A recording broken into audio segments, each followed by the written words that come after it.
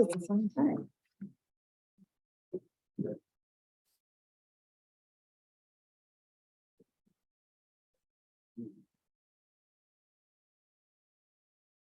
I know you're gonna need $4. On the emergency. Yeah. Which one is it? I don't see.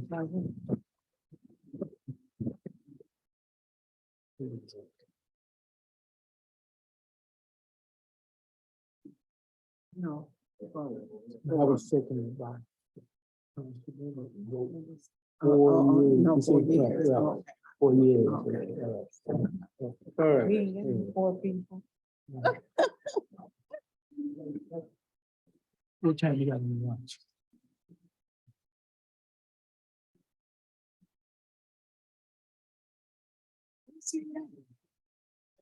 We might as well wait because we.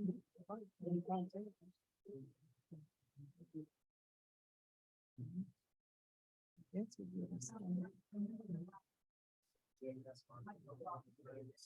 Michelle? Gabo? Hi. How are you? Nice to meet you.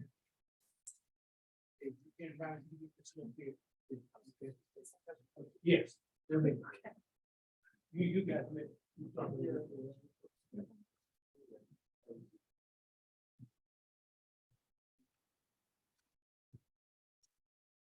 These people saying this. Yeah. Stay up on it.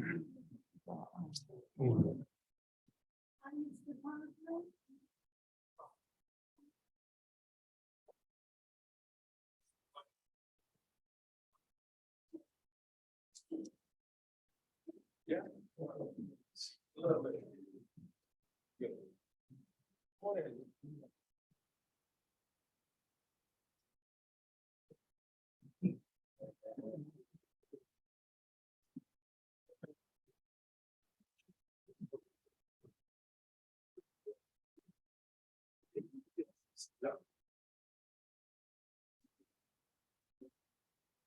Special council meeting for July the 5th is called to order.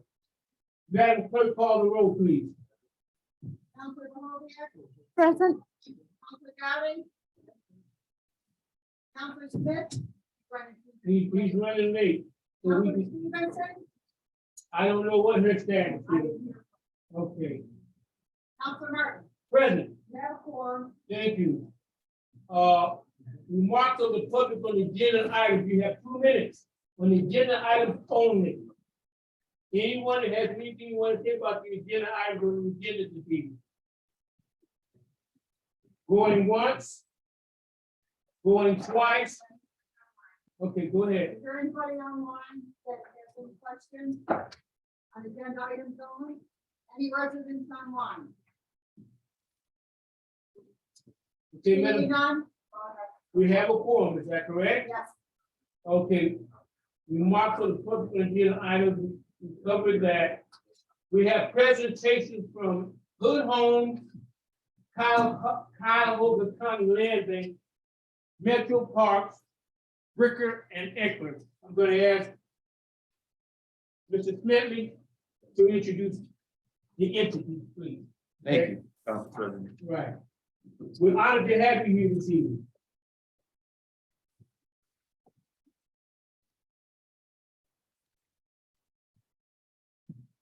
Mr. Smedley, do you think you could leave one for Councilor Stevenson's pile of things?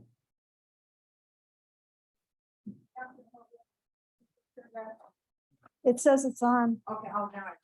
Yeah, I have to Gotcha. be looking Okay. at it. It All right, seems thank this is you. not an acceptable sound system. If I have to be looking at the microphone in the middle of the table.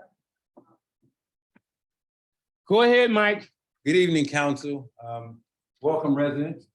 This meeting is probably one of the most important meetings in recent history for the city of East Cleveland.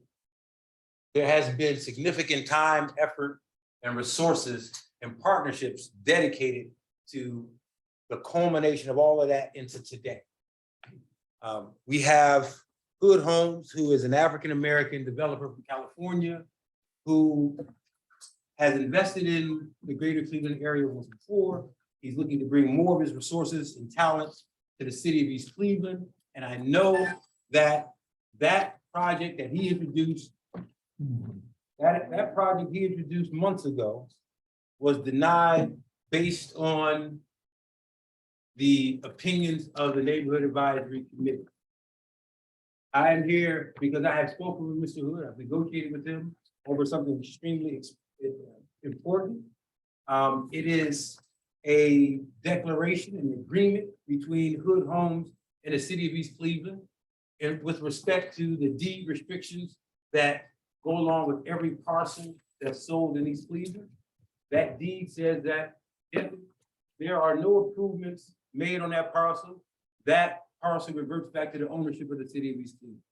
As we know in the United States of America, that when you own a piece of real estate and regardless of the reversion cost, you will litigate it because you own it. And it will cost the city a lot of money, and it'll cost the owner a lot of money. What Mr. Hood has done to demonstrate his desire to work in the city of East Cleveland and his commitment to his own project, a commitment that he's demonstrated already with $250,000 currently invested without owning a piece of East Cleveland real estate. He has agreed to forego his right to litigate over the reversion clauses within the deed restrictions that are included when buying a piece of property from the city of East Cleveland. Which means, in practical sense, that however many parcels we sell to Mr. Hood, and the list of parcels, 12 pieces of real estate that we sell to him at a rate determined by Ohio Revised Code, which is the appraised value. Any of that land, I don't know what that is, maybe it's my cell phone, excuse me. Any of that land that can't be developed on, that he can't do the improvements that he has presented in many presentations, and we're going to resend his presentation to you prior to the next council meeting, that he will give that land back to the city of East Cleveland and walk away and forego his right to sue us when we want to initiate that portion of the restrictions in the deed. Okay. No other property owner ever in my 12 years in the city, no other, maybe it's the laptop. I can't figure it out.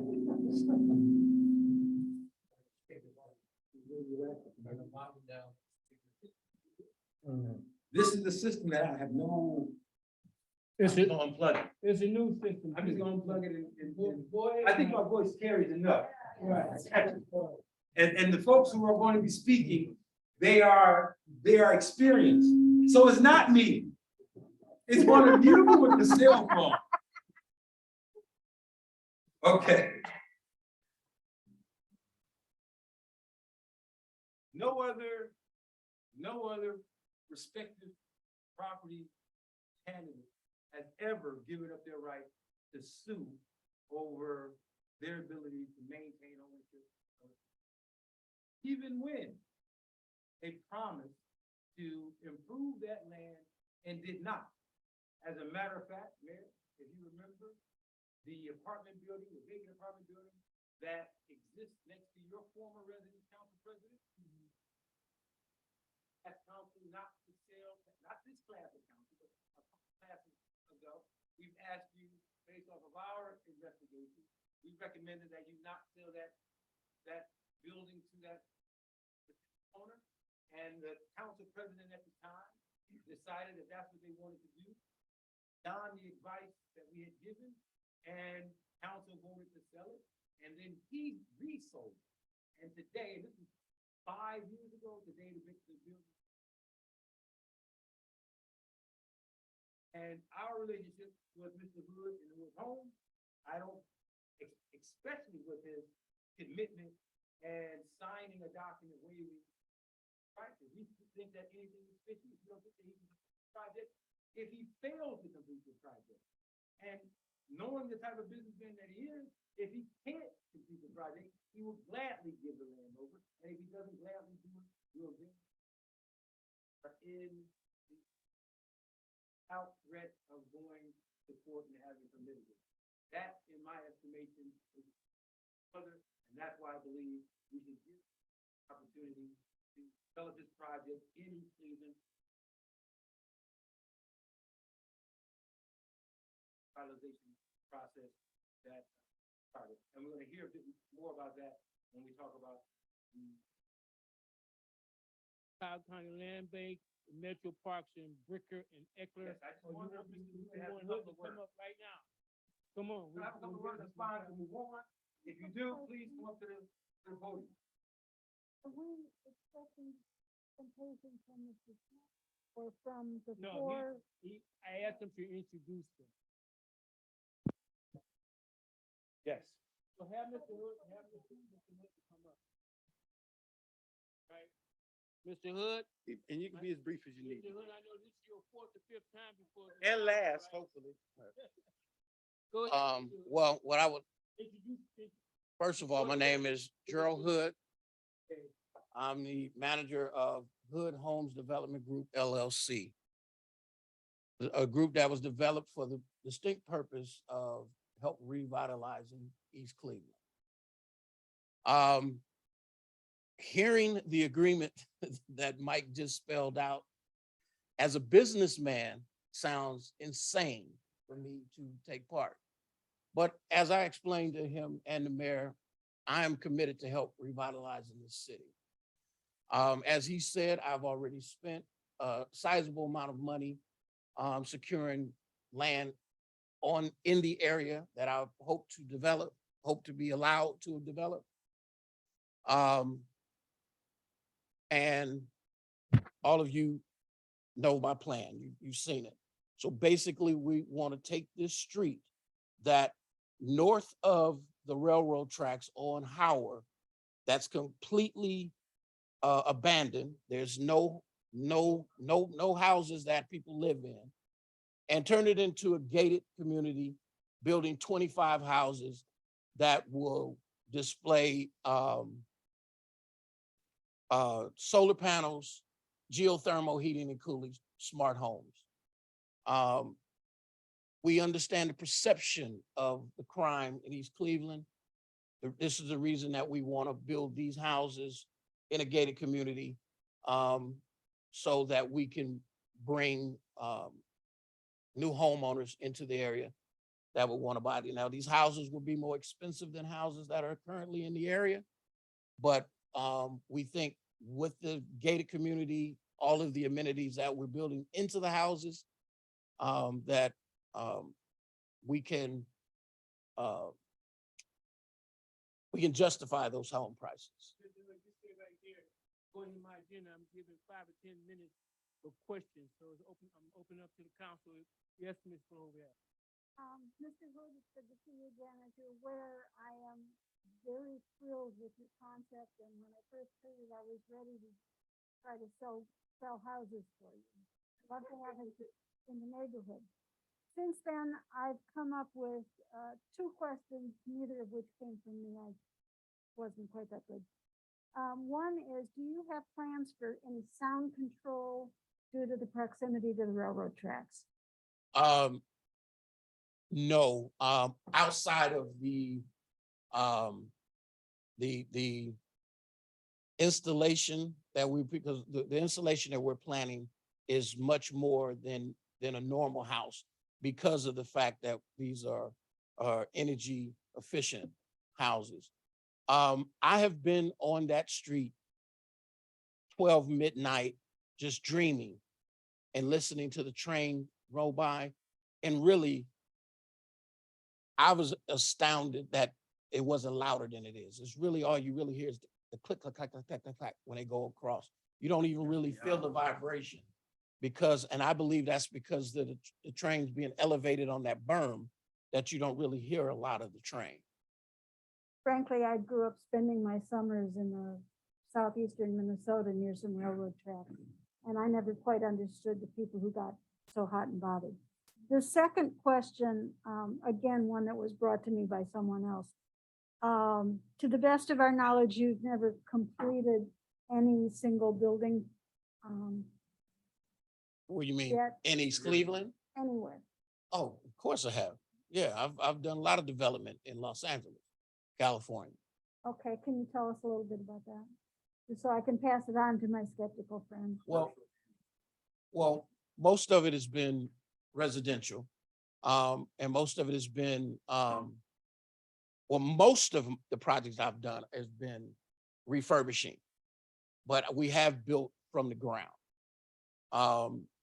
We had a small project in Yosemite, California, which is close to Magic Mountain, where a family of mine, me and my family members built 3 houses in a row. That was probably back in 2003, but home development I have done. And what was your role in that? Everything from design to sourcing materials. And I got my hands dirty a little bit. You know, I learned, I'm efficient at tile laying. I can do electrical work, some plumbing. And I'm really good at tile. Yeah, but mostly I'm the one directing. I'm more of a, leader, so to speak. Thank you very much. Okay, Juanita, got any questions? I really don't have any questions. You already had proved the point when you first came, and you showed us paperwork, and you showed, I even called the loan people to make sure that you can get the money, and I did my investigation, so hey, welcome. Whatever you can do to make the city better, we welcome you, thank you. Okay, and I'll say this, we need to get through this agenda. Near the end of the agenda, there's remarks from the public, so. Sure. I'm trying to keep it moving, Council President. I wanted to ask one question. Are you doing anything with these houses with solar? Yes, of course. Okay. You see, just elaborate on that. Well, like I said, these houses will be standard with solar panels, as well as charging stations. I don't know if you guys are aware, but one of the biggest car makers in the United States, Ford Motor Company, just released their all-electric pickup truck, which is the #1 seller in the United States. So these houses will have charging stations in them, as well as geothermal heating and cooling. I don't know if you understand what that is, but that is that will allow you to cool and heat your house for at least 50% cheaper than it costs for a traditional HVAC system. Thank you. Mr. Hood, stick around, because the public may have questions. Okay, Mike, let's go to. We're making good time. It's 5:23. Cuyahoga County Land Bank, Yes, Gus Franco, and Yes. Dennis Roberts. Yes. All right. now, folks, bear with me because I have to tell you the origination of the relationship between the land bank and the city of East Cleveland. Now, Mr. Franco's and Mr. Roberts, they hate when I do it because it's long-winded. They just like to get in and, get to the point and get some work done. But, since we're here in council, there's folks who are probably watching at home, people probably don't know the history. Back in, I think it was 2009, when they solidified the creation of the Cuyahoga County Land Bank. We were working with residents, Noah, Travail, to bring the county land bank to the city of East Cleveland. And it impacted an election at that time, because 2009 was an election year, and it impacted that election. Now, I argue that we're the first community to sign a memorandum of understanding with the Cuyahoga County Land Bank, the first community to be recruited by the Cuyahoga County Land Bank. Now, somebody in Shaker, they may think differently, but I know and Gus knows that East Cleveland was the first community to sign an agreement. As a matter of fact, we had a ceremonial signing at Windermere Baptist Church. I think it was in the middle of December and a snowstorm. Residents came from all around the city, the leadership of the land bank, which included at the time our county council representative, Cheryl Stevens. As a matter of fact, I was prior to our current mayor, Mayor King, being in politics, and he did the ushering at this meeting, a historic meeting, I might add. So we went through all the ceremonial stuff, we signed the agreement, and that was at a point where we had probably close to 4,000 vacant and abandoned structures in the city of East Cleveland. 4,000 vacant and abandoned structures in the city of East Cleveland. And that relationship, not just a business relationship, but that friendship, that personal, interpersonal relationship turned into a friendship, turned into a kindred relationship where that organization and their leaders think about East Cleveland before they think about other communities with respects to certain issues, particularly when it comes to brownfields, cleaning up hazardous sites, demolition, and things like that, right? That relationship, we produced over 1,000 demolitions in the city of East Cleveland. That relationship led to the first market rate development in recent memory in the city of East Cleveland called Circle East. Circle East, 22 units with 2 bedrooms, 2-car garage, rental units owned by University Circle Inc. and the Finch Group. Not only did they put money in the demolition to help clear the area, they took some of their federal funds and put it into the project itself to allow for that project to be realized. So that relationship was perfect. East Cleveland had vacant properties. We had a partner that could do demolition, and they were doing them at a pace unheard of in the state of Ohio, probably unheard of in the country. They were moving at a heck of a pace throughout Cuyahoga County. Now in Cuyahoga County, the city of Cleveland, the city of East Cleveland had the most number of vacant and abandoned structures, particularly at that time.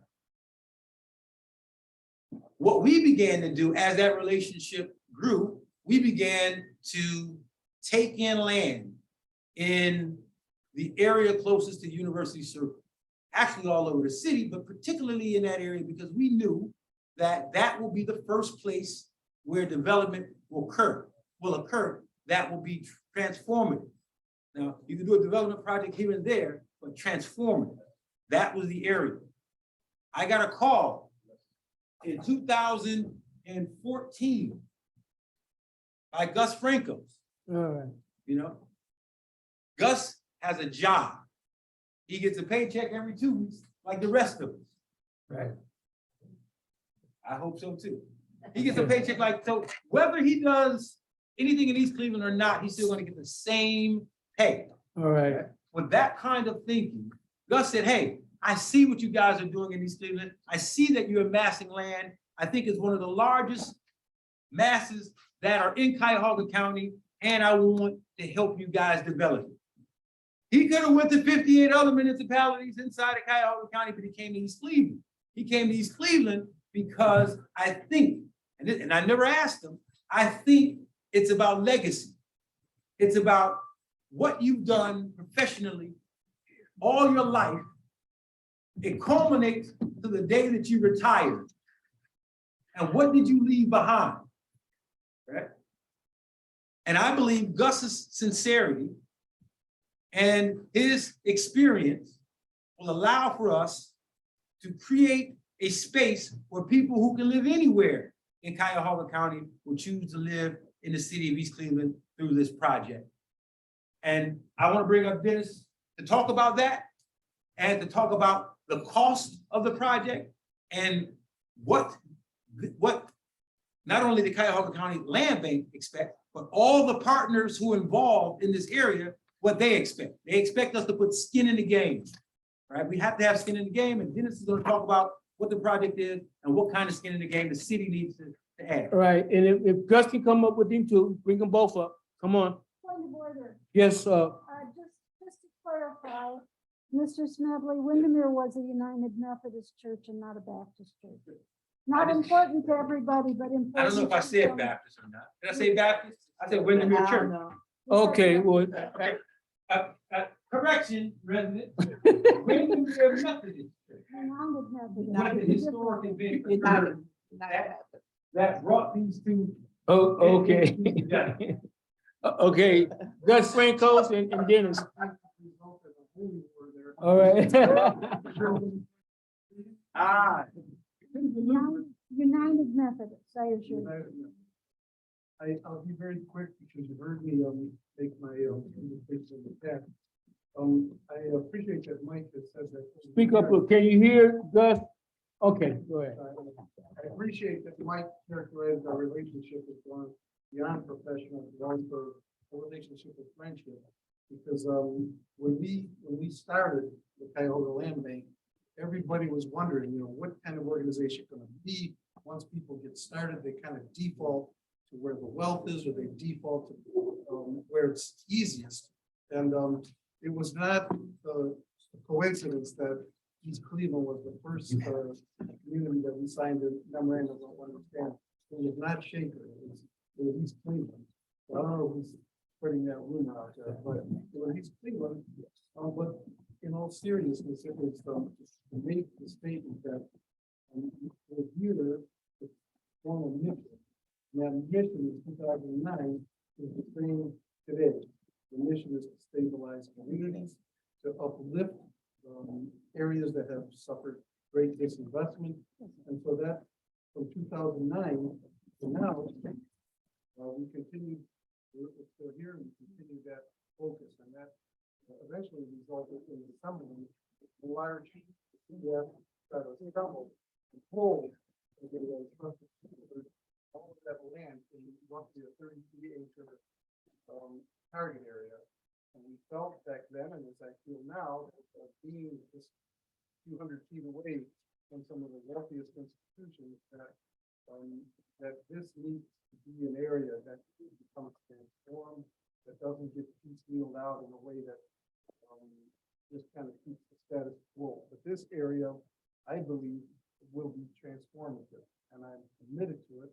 And I've told you that 100 times in the past, at private meetings, at public meetings, because we feel, number one, that that's our mission. Number two, we do feel that land like this has great latent value, and you're starting to see it now. There's no other direction where some of the large institutions can go but here. So we appreciate the city's trust in us in being that good steward, and we hope that we're living up to that.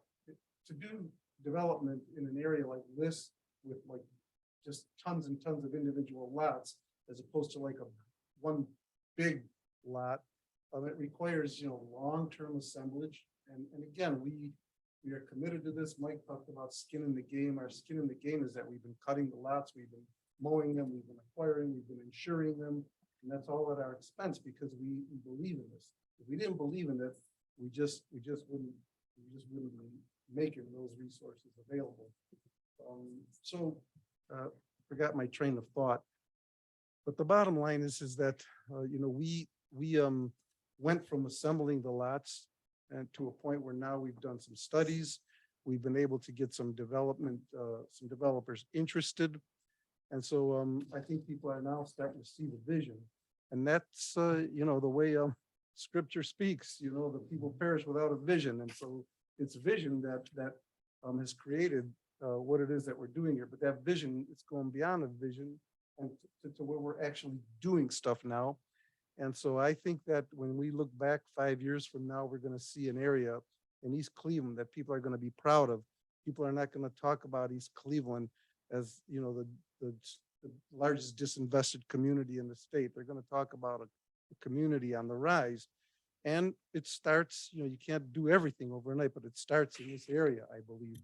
So Dennis is going to, if Mr. Chairman, if you Yeah, permit, Dennis come up. Mr. Roberts will go ahead and share a lot of the details, but he's done a lot of the work along with Ms. Kamala Lewis, who was here at the last meeting. She is our Okay. project manager. Well, let's do it, and then I'm open to the council to ask questions.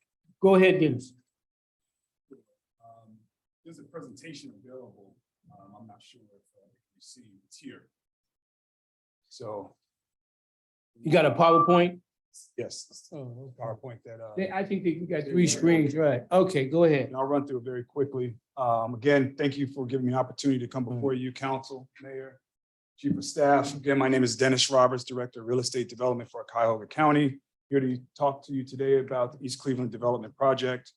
In a way of background very quickly, Case Western Reserve in Cleveland State did some studies years ago, back in 2015, I think 2018. They basically concluded that this was an area that was worth investing in for the city, and that ultimately we would be a good entity for the city to work with. So what we are doing now is effectuating the advice that was given in those studies.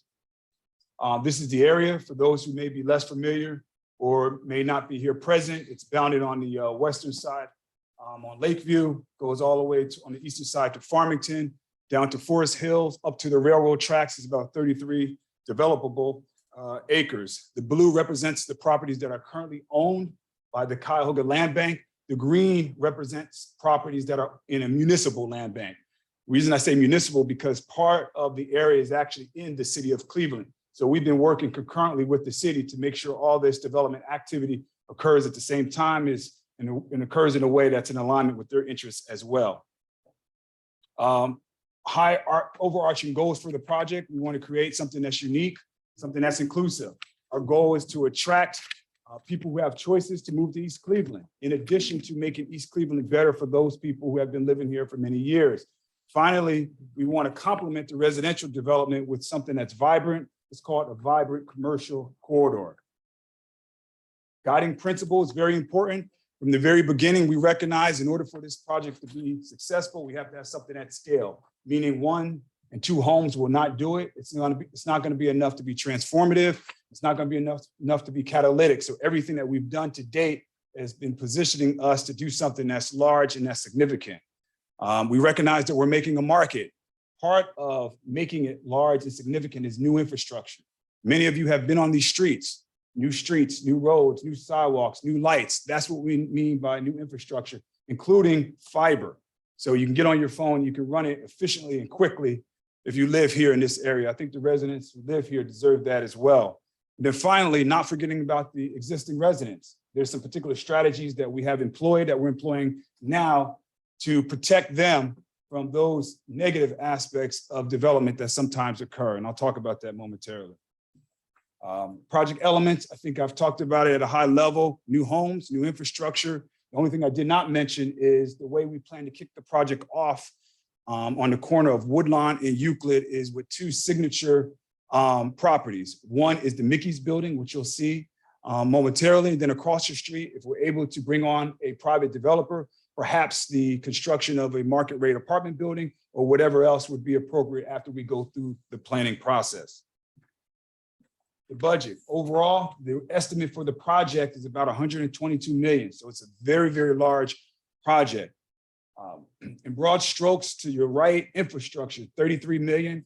Again, what does that include? New roads, new sidewalks, new streets, new lights. All these things cost a lot of money. New signage, right? It costs money. These estimates primarily are from OHM, which is the engineering firm that's on retainer from with the city of East Cleveland. Commercial redevelopment, that's about 25 million, which represented in that number, basically the Mickey's project, which I'll talk to you in detail, is about 3.5 million in order to bring that project online and make it viable for a business to create jobs. The other portion of it is our best estimate of what it would take to build a 64-unit apartment building. We got that information based upon talking to 2 developers. The largest area is residential redevelopment, 60 million. That's not money that will come from the city. That's the money that will come from area developers. In order to build a home, you got to bring money to the table. This is what builders and developers do. The money that they bring to the table times the number of homes that we anticipate being built would equal roughly 60 million. And finally, placemaking. Placemaking is all the little things that one sees that makes you feel good about a neighborhood. You ever go somewhere and you just feel good about it? Might be the flowers that are hanging. or it might be the lighting, it might be the decorative gates, it might be all these little things that are creating and signaling to you that this is a nice place for you to be, including community engagement, which costs money. If you want to get people involved, you want to get people to really care, that costs money, hence $1 million. And pre-development, Gus talked about it earlier. The land bank has been involved in this project for years, spent millions of dollars, and that's what's in the pre-development category, including what we plan to spend this year. Finally, at a high level, in regard to economic impact, $60 million in new property value, increase in annual tax base. I won't read it to you. A number of new jobs. The jobs primarily are flowing from what we will believe will happen in the Mickey's building. The Mickey's building is about 25,000 square feet. We believe and have good reason to believe that we'll be able to find a firm that will create high-paying jobs in that facility. Community engagement, we have not forgot how important it is to engage with the community. One of the things that we did from the very beginning is we're literally going door to door in the target area. We've gone to about 16 homes particularly, and actually surveyed what are some of the things that we can do in terms of helping people improve their homes. We received 2 grants that we applied for. One, $100,000 from the state of Ohio, and 2, we received a $25,000 grant from the McGregor Foundation, so we can use to help people make certain types of repairs to their homes, porches, siding, windows, et cetera. In addition to that, we've connected with Western Reserve Area Agency because they have money that they need to spend and to make properties more accessible. So if we go into a property and we determine that Ms. Johnson, for example, has something that our money cannot fund, but Western Reserve Area Agency has funding that can fund it, again, we're connecting people to appropriate resources so they can get what they need ultimately. Phases, how are we going to do it? This is a huge project, it's a big elephant. We're going to do it in steps, all right? Keep it very simple. Our goal this year is to get Mickey's building, start the renovation. That's what you should see this year. The other piece in about 60 days is the demolition of the Burgundy building to the west of the Mickey's building. That will come down. That's the first 2 things you'll see this year, assuming all the funding comes forth. The funding comes forth. The second thing you will see next year is the infrastructure on Woodlawn, new water, new sewer, new lights, et cetera. That's our goal next year, to deal with the infrastructure, followed by, in the beginning of 2023, the construction of the first new homes. The land bank is already committed itself. It's already in our budget to build at least 5 of those new homes ourselves. So we're going to jumpstart the market no matter what it takes. Just so you know, we're not doing this in a vacuum. We have met and or have applied for money for almost every agency that I could think of. This is just a list. And just to give you an example, we've already secured a $1.5 million grant from Jobs Ohio. We work very, very closely with Team NEO. That's how we've been finding potential tenants for the Mickey's building. We meet with them every 2 weeks. We work very closely with Cuyahoga County. We have a $950,000 grant request, loan request from the county now for the Mickey's building.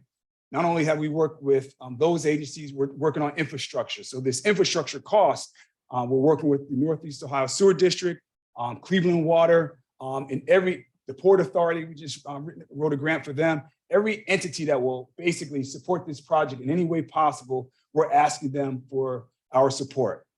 That's the only way a project of this size could possibly get done. One entity is not going to invest $122 million. But we're here today for you, so you can get that opportunity to show everybody your level of commitment for this project. Again, land bank by the end of this year will have over $3.3 million invested in this project. You can see the categories in which it's broken out: demolition, acquisition, planning, et cetera. Phase 1, you can see it, is Woodlawn. Again, our goal, 2023, start the development of the housing. 2023, infrastructure. The following year, start the housing on Woodlawn and then move east. We talked a little bit about what infrastructure means. I think I've handled that. Everything from widening the sidewalks where possible to 5 feet. In some areas, we won't be able to do that. Tree lawns at 4 feet. That's based upon recommendations from our planners.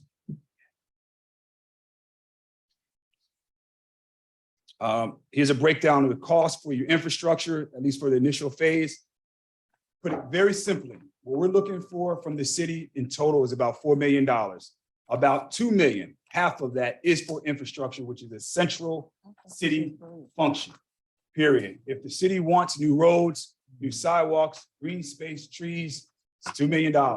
We think that it's critical because we're competing with our neighbors next door, right on Wade Park. They're selling homes over there for 250,000, 220,000, some 300,000.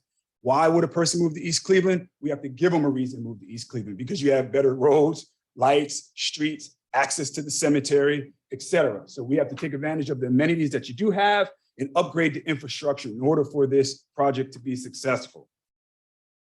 This is the way the Mickey's building looks currently, for those of you who may be less familiar with it.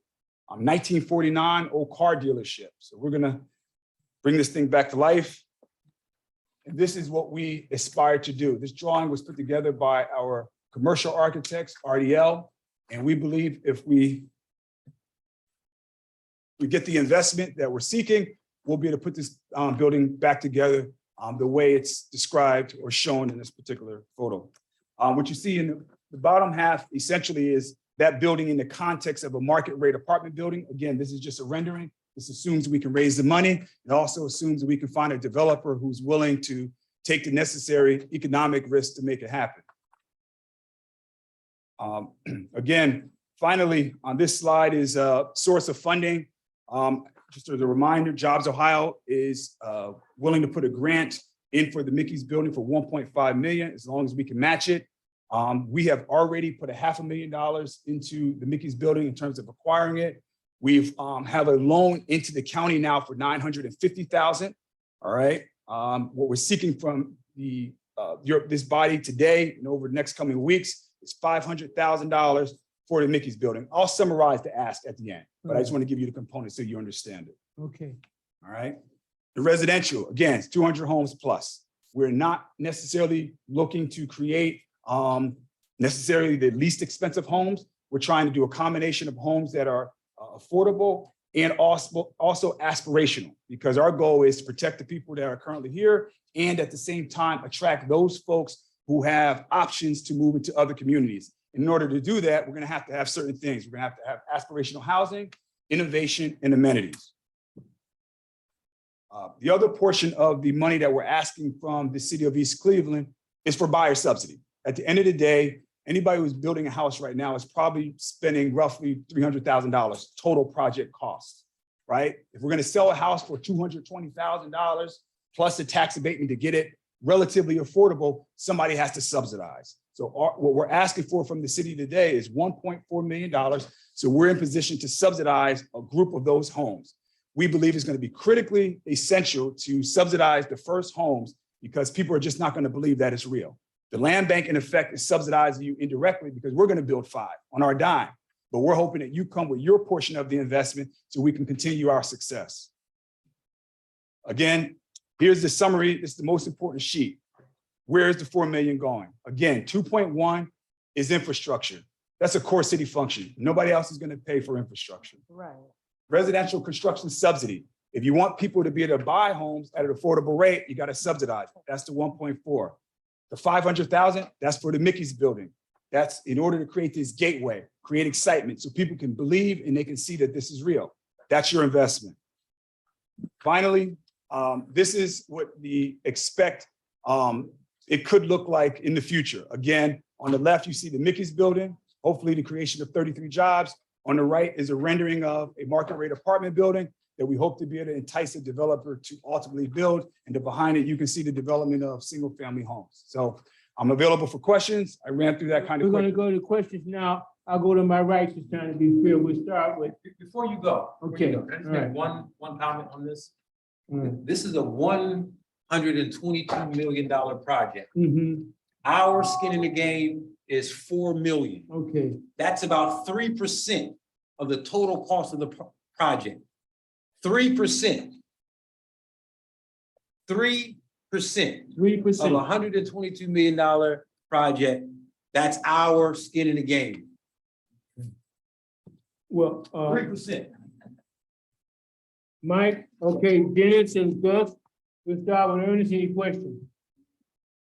Thank you, Mr. President. Okay. First of all, I want to thank you all for your commitment to the great city of East Cleveland. Could you elaborate on, you have started to speak on it, about the residents that are still there? So it's, I think you. Something back there. Okay. There's two approaches. One, as I mentioned, we've already raised $125,000 looking for money. What we're doing, literally, we've already gone door to door, sometimes with a city East Cleveland representative, sometime with a representative from the city of Cleveland. A portion of the target area is in Famico's target area. The reason we're going door to door, we're doing a couple of things. One, telling people about the project, and two, surveying their needs in terms of rehab needs exterior that we're able to fund. So right now we have, scopes of work for about 16 homes where we know, all right, Ms. Johnson needs a new porch or a new siding. Now what we're going to attempt to do is, if we have the funding, we're ultimately going to hire a contractor and see if we can put up to $10,000 per house, for Ms. Johnson. If we don't have the funding, we're going to look for it the best that we can. That's sort of the first thing. The other thing is, there's an organization in town called CMP who's been working on what they call loop legislation. Essentially, what loop legislation is, with state law, it needs to be state law, that has the effect of capping the property taxes of people who live next door to new developments. Basically, it protects their property taxes from rising too quickly or going too high. That legislation has not passed, but we are supporters of it, and we're doing everything we can to make sure that bill gets drafted and ultimately gets passed by the Ohio Assembly. So that's our primary thrust. Let me add to that. When you increase the value of someone's home, and when you do that without unfettered, most people in that situation, particularly the seniors who live in this community, they can't afford the property tax. Right, So right. It's the property tax that forces them out. And people call it gentrification. Right. With this piece of legislation and our move to get it passed, the capping of the property tax doesn't cap the value of the house.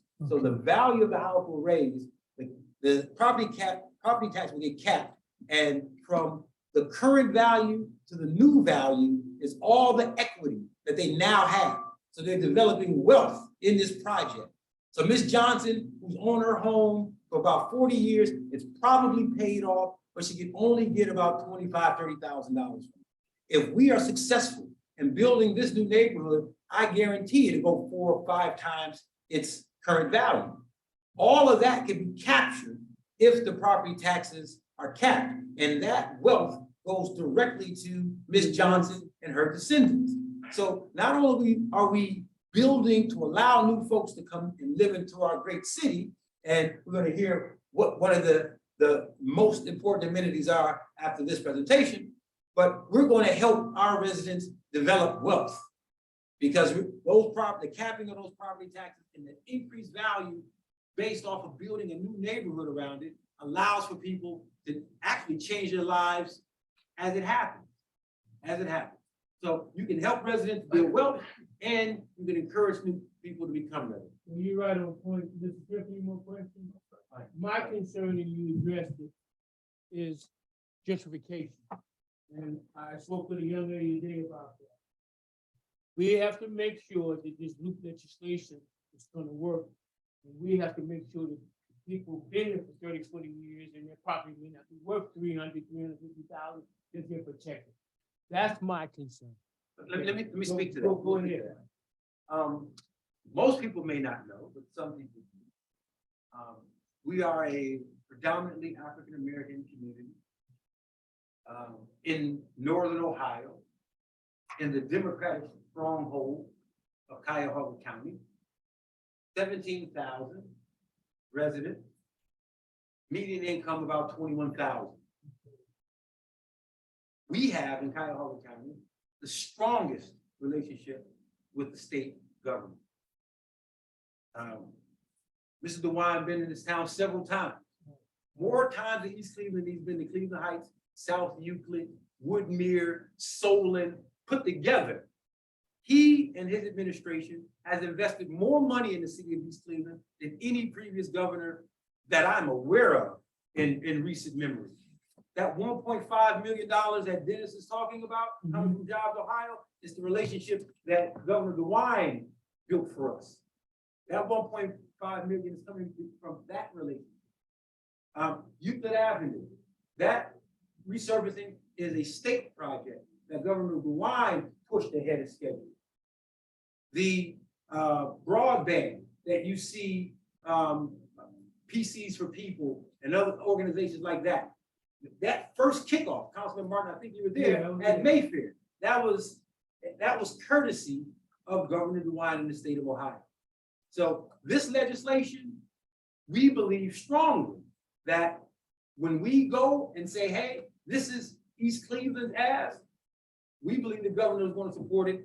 He's a Republican who is spending money in the Democratic stronghold of Cuyahoga County in an all black, predominantly black community.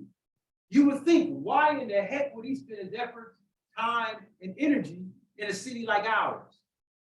Because we have the ability, one, we have a great mayor who is highly respected. If you don't know it, dual master degree, worldly individual, ability to build great relationships, and those relationships have resulted in these investments. I know people frown about it. Politics aside, that's exactly what has happened. So the governor, who's a Republican, Christian conservative, gun-toting Republican, right, is supporting a predominantly black poor community in the Democratic stronghold of Ohio. That says a lot. And he continues to do it because the outside world now believes that we have a stable government. And that's the work that Councilman Martin, that you're leading with your fellow councilors. So thank you for that. Thank you. Juanita Gowdy. I mean, I really didn't have too much, but I see that you going all the way down to Wadena, all the way down to but Roslyn and Roslyn need to be done too. I mean, I know that y'all pick and choose the streets, and we didn't get a chance to do none of that. So let me explain. From Roslyn to Roxbury, it's really the unofficial historic district. It doesn't have an official designation, but those properties were individually architected. Okay. The original owners went out and found renowned architects to design those properties. Now, if you go to a development, let's say out in Seoul, $600,000, $700,000 homes, 40, 50, 100 of them built. One guy, really, one firm is designing those homes. And you get about 5 or 6 different models, right? But they're huge, they're beautiful, the streets are new, they're tree long, but they have no character like the house that you live in, Councilor Gowder. The house that you live in has more character. If they recreate the house that you live in, it'll cost close to $1 million. That's the type of character and quality that were put in the construction of those homes. So we want to preserve that as best we can. Now, you see, we do spot demolition on those streets because some of them have gone so bad that they're in such disrepair they can't be saved. But what we do is ensure that the residents who live next door to those lots can get those lots to increase their lawn size. And Councilor Gowdy, you have a lot next to you, and I encourage you to increase the size of your property because that's the strategy. And it is legal as long as you follow the same process as everybody. So we're not wholesale doing demos on those streets because we need to preserve that character. We can't get rid of all of And them. what about Garfield? I mean, Garfield, out of school, you know. Actually, there's a developer who owns most of the stuff on that street. And development, they don't really expect any leapfrog. Developers aren't going to jump over the most attractive area in the city of East Cleveland. They go to a lesser desirable area. So once we complete this project with your help, you're going to see the development going from west to east. It's going to get to Superior. It's going to get to Belmore, which we're going to be talking about in a few minutes. all the way up to Noble Road, back down in the Hayden area. But we have to start somewhere. This is our best chance of jumpstarting the revitalization of the city. And this 4 million is 3% of what everyone else must put in order to make it work. Okay. Patricia Bloviak? My first comment goes to Mr. Smedley, and it's the only one that's gonna go to Mr. Smedley. Now, if You don't get a this- question. Trust Yeah, me. You gonna get at least. But you discussed all the visits from Governor DeWine. And I would like to ask that you request of Governor DeWine the next time you speak to him, that he give us our local government funds back. As our representative, Kent Smith, often states, it's a rainy day in East Cleveland. We could use that money. So But that's the only thing to you, and that's not a question, it's more of a statement. No- that's no more of a reply statement. necessary. No, that, it's a request. Okay, so back to the land bank. The compliment comes at the end. I'm saving the thing that you'll like the best for the end. I got a phone call today from a resident who asked that you be prepared to give a presentation to the community, one that is specially designed for the community. And in association with that, I would ask you if you had spoken with the president of the neighborhood association, Mr. Ross Cockfield. You have? No. No, you haven't. Can I speak to that? Yeah. go As a ahead. matter of fact, we were on a phone conversation today. The, no, come on back up, Dennis, I'm not. You really understand. We were talking about presenting to the community just this afternoon. We're on, shooting emails back and forth to KUA, Cronenberg Urban Architects, who are, they're doing the design. It's not necessarily a traditional design, right? It's a site plan. So no one does grand master plans anymore. They do target area plans. As a matter of fact, we did a target area plan with the help of Noah and Mark Chuck back in, I think, 2014. So all of this is leading up to all of this. So we plan to have them in the community twice. One, before they finish, so that they can hear from residents in the community, and two, when they finish, so that you can see what that plan is based off of your involvement in it. What happened to before they started? Well, What happened to before they started? so, but before they That's the started, question. there was a target area plan that was done. Community was involved in that. There was, I live in the target area. I don't remember hearing about that at all. well, I mean, it was a major thing. It has renderings, it has a whole, we'll find it and get you a copy of it because many people were involved. That then went to the visioning plan that Cleveland State helped us do, which then culminates in that, which the community was completely involved. So what they did was they had taken what the community had said and began to design a site plan. But do they have it right? We don't know. So before they're finished, they need to come back to the community so that we can see. But we had to get this started because time is of the essence. We can't push this out to 2025, 26, 27. We have no idea of what the market is going to be like. We have to take advantage of what the atmosphere is today. And if we don't, if we blow this opportunity, I don't think it's going to come back anytime soon. But yes, the community is So going to be why involved. don't you let us get on to the next? I'm sorry. Why don't you let us get on to the next part of it and have a seat, please? I may have to answer the next question. I was looking at this, which is, I don't know what page because it's not numbered, but it's a bunch of housing designs, which I presume are something that you're thinking of putting in my neighborhood. No, those are homes that we have already built in other neighborhoods or homes that are being built right now. It's there to let you know that the land bank already has the capability to build homes. Okay, that's good because this is not consistent with the architecture in my neighborhood, which is part of the target. We would have to go through the city approval process, design review, and that's how that would. Architectural review board. My, excuse me, Mr. Smedley, Excuse. please sit down. we talked about the historic nature of the neighborhood. My home was originally occupied by members of the family of that did the Austin Company, once the largest design build architectural firms in the world, that built not only Mila Park and Standard Oil, they built for the film industry in California. They built an entire community in Nizhny Novgorod. They were quite extensive, and I'm pleased to hear that this is not what you're planning for my neighborhood, because it's not consistent with what I expected.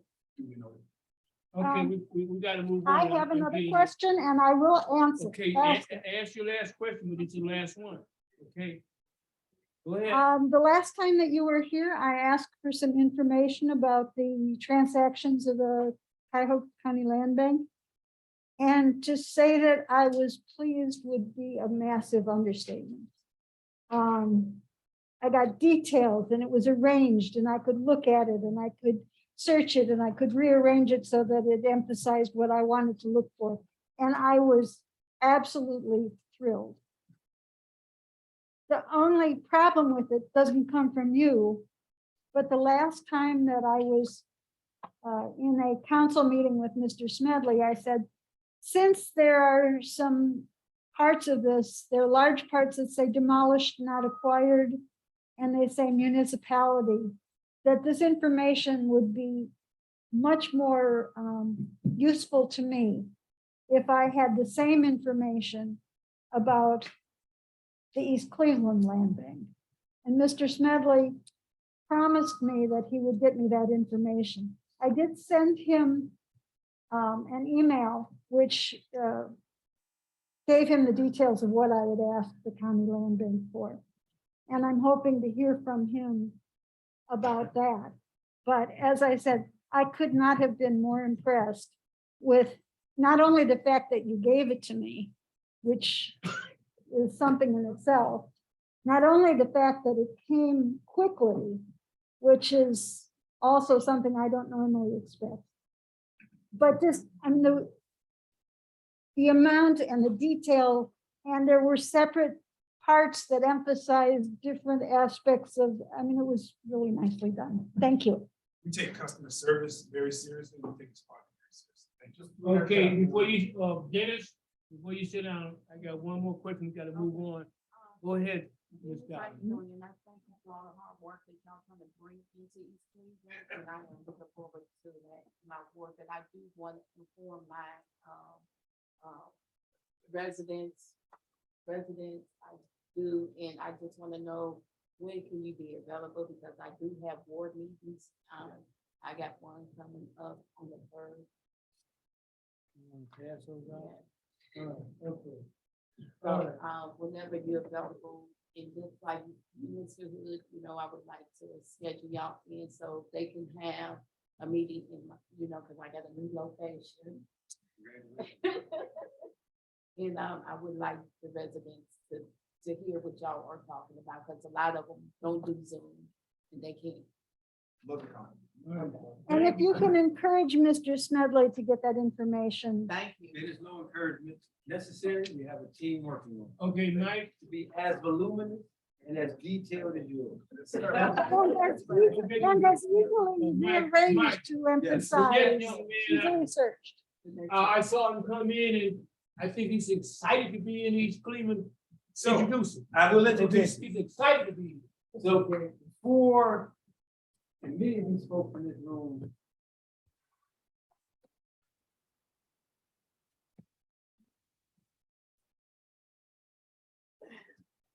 Dennis, come shut the thing down.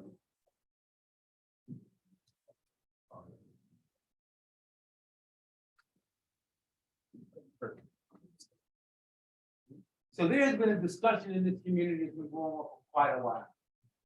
Very long time. A good 10, 12 years, maybe 13. This community was endowed with one of the most spectacular pieces of green space, I believe, in the state of Ohio, by the founders of the city of East Cleveland. Over the years, and as East Cleveland has changed, the ability to properly manage it has diminished to a degree that we expect the Forest Hill Parks Association, which is a nonprofit not funded by the city of East Cleveland, to spend significant time and resources to do what the city should be doing and should have been doing. But over the years, the discussions had led to what is the best way to provide this resource to the community and to the outside world. And we've always talked about one of the most spectacular park operators in the United States of America. I think it just got granted a major award. And I'm sure Brian can talk about it.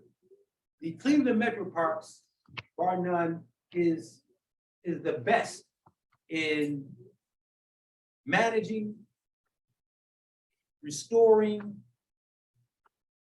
providing green space to a community that I believe we will ever have an opportunity to partner with.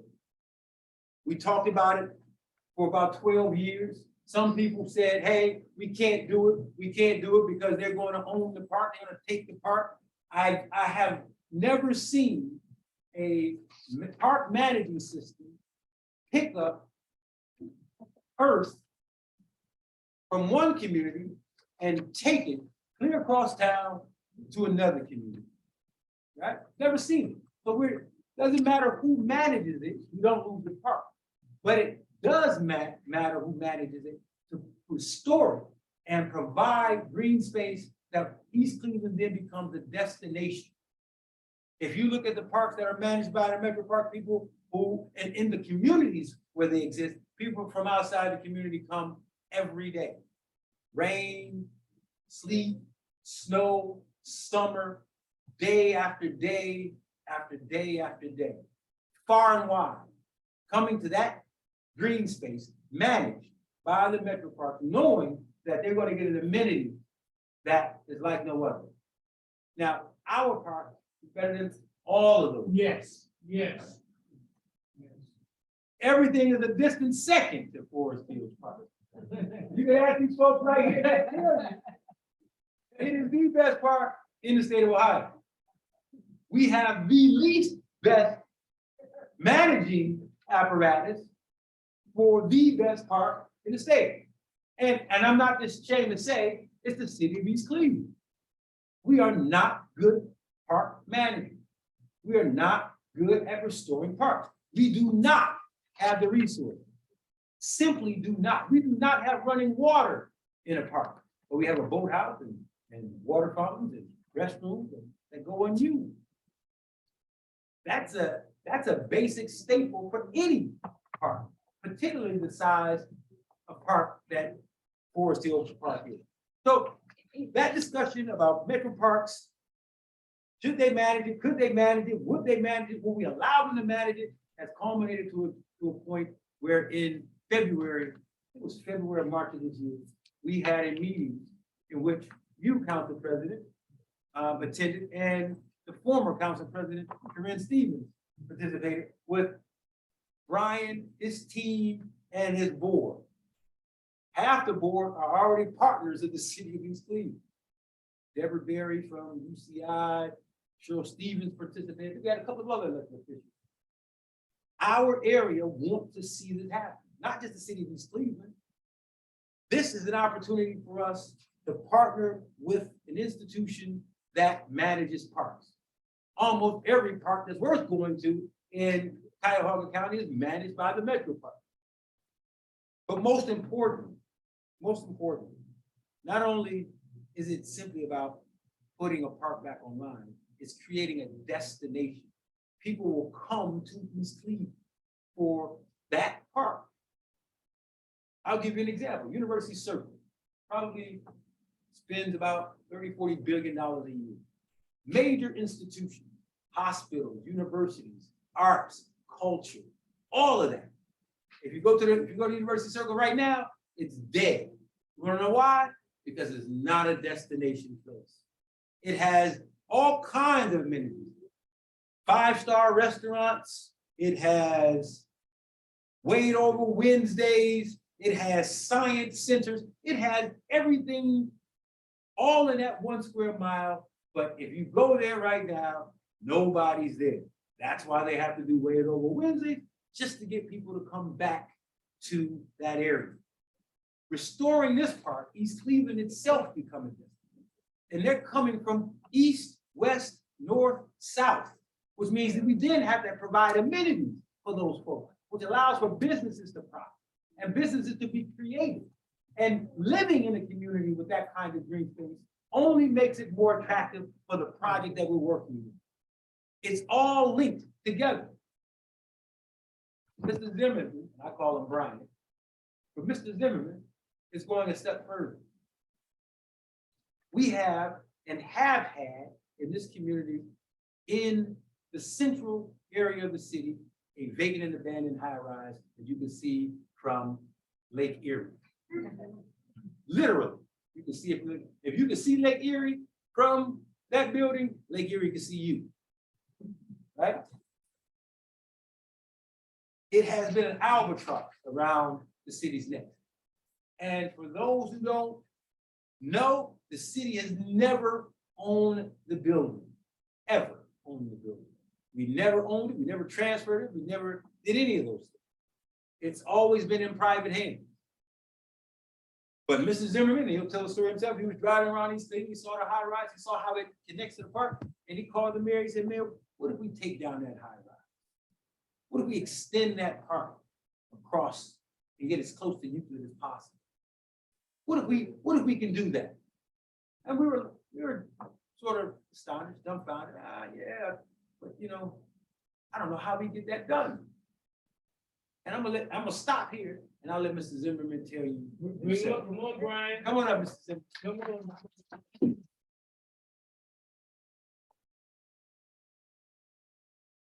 Members of council, mayor, members of the committee. I almost forgot why I was here, what he was going. But then I realized it was all about the park. Someone argued that it's a century in the making. I do want to level set, and I almost never read, but there's a quote from Rockefeller himself, which I think is purposeful before we begin my at least 5 minutes. Take 7. I'll take less than 5. John D. Rockefeller noted that the plan was prepared from the point of view of one who loves nature, one who knows well how to make available without spoiling them, nature's beauty and charm. That says a lot about what he thought about this piece of property. Been entrusted in East Cleveland's hands for a long period of time. I came from Milwaukee, Wisconsin. I was number 2 in charge of a 15,000 acre park system, came here in 2010. Conversations began almost immediately. We could go to Cleveland State, the Levin College of Urban Affairs, and done studies. I'll fast forward all the way to 2018 and the conversations we had with the McGregor Foundation, being a neighbor of the park, really trying to understand. And I'll take one step back. When I got here, the lakefront was a huge priority, meaning Edgewater, Villa Angela, Euclid, Wildwood, Gordon. That was a priority to bring those online into the fold with Metro Parks. Why I bring that up is because it was a lease. It was a long-term lease with the state of Ohio. They had 35 years in, they had 15 years left to go. We did an assessment very similar to the one that was done, the analysis of Forest Park. We had a conversation about what it would take to restore it. And we were able to secure from Governor Kasich's administration almost $15 million to bring the park back online. Now that wasn't quite enough. We've spent over 20 million, probably closer to 22 by the time we were all done. And now they are of national significance. Fast forward to the 2018 plan here. We realized that there are a number of things that the association and under the direction of Gordon Hay and a lot of tremendous neighbors have put in an amazing amount of manpower. I'd like to give him a huge round of applause. Yeah.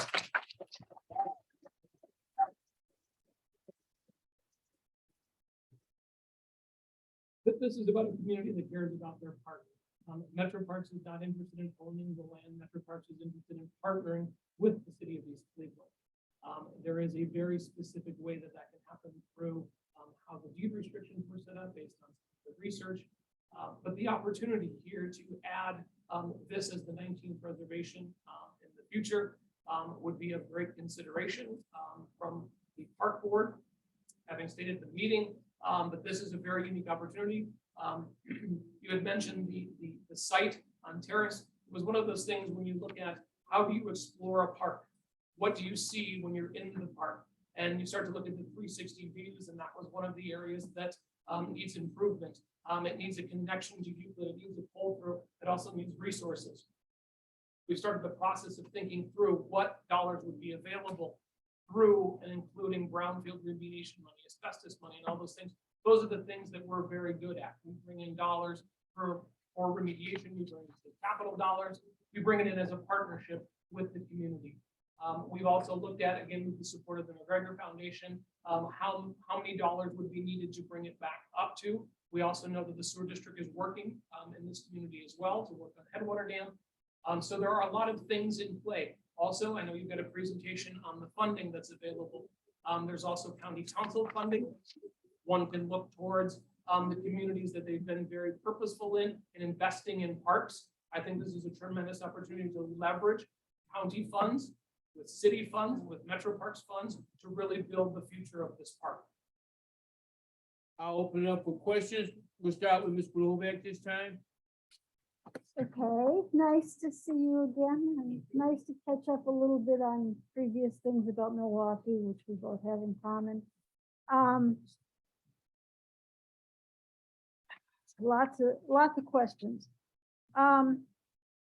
First, let me make sure that you're aware that while this discussion has been going on for a long time, we had, I think, a 5-minute or less mention of it some months ago, and other than that, didn't hear about it. So while this seems to you like something that you've been working on and working on and working on, and I understand that you have been, understand that I'm in favor of it in concept, but I don't really feel as if I know what it's all about. And to get my vote, I need to know a little bit more than what I know now. And I read the little pamphlet that we got before, and I thought that was interesting. I was interested to hear from Mr. Hay that the assessment that's mentioned in it must be what, 250 pages? I can't remember. 241. Hey, that's a pretty good guess. I'd like the opportunity to skim through that, I mean, before I would want to make any decision, any final decision on my support, which I assume I will provide shortly. I would like to hear a little bit more about your thoughts on that apartment building, which, I mean, everybody agrees that it's a mess. And the section of Terrace Road that is right there, and the largely vacant land that is to the north of that. And let me give you my bias ahead of time. I live one house from what's not called Terrace where I am, but it's called Forest Hill Avenue, but it's the same street. And that is an important local transit. So I must say, I would like to see it as a one-way street with half of it being a bike trail going all the way across the city. But that's my daydream that I haven't really talked about. But at any rate, tell me about your concept of what we would do with that apartment building. Is that included in the amount of money that you come up with, and the demolition of that? And what is your thought on the rest of that land?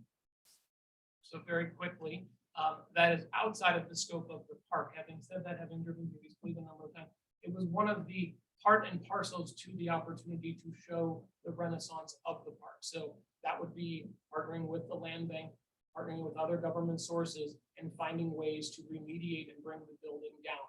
I know the condition of the street. I know the trajectory towards Euclid Avenue. And certainly this is the first opportunity for council in a public session to talk about this. So I respect those comments. Having said that, when you drive, you either put your foot on the gas or you put your foot on the brake. You either seize opportunity or you don't. And the opportunity cost right now is the partnerships with the county, with the city of East Cleveland and the metro parks. And the timing of this coming together, I don't believe a member of my staff has ever spoken from the council here in East Cleveland. So to me, this is a monumental move in the right direction. Having said that, there's work to be done. There's community to be involved. This isn't something that we just come over and it magically happens. It took 3 to 4 years. It took public meetings. The first part of returning a park is clean and green, bringing it clean and green. And then you start working on the other components. There isn't a maintenance facility. There isn't a sense of a there. We talk about placemaking. We talk about all those concepts. All those things will develop with this community over time. It's not a predetermined outcome. We don't know where the destination is yet. So I would love this community to come along with us for that journey. What is the possibility of finding a copy of that assessment to skim? As easy as it is. Where would I find? We'll get it to you. Would you like all 241 words? Actually, I took my first, Well, we get one for our print. We'll get the next copy. Okay. All right. Thank you. Yeah.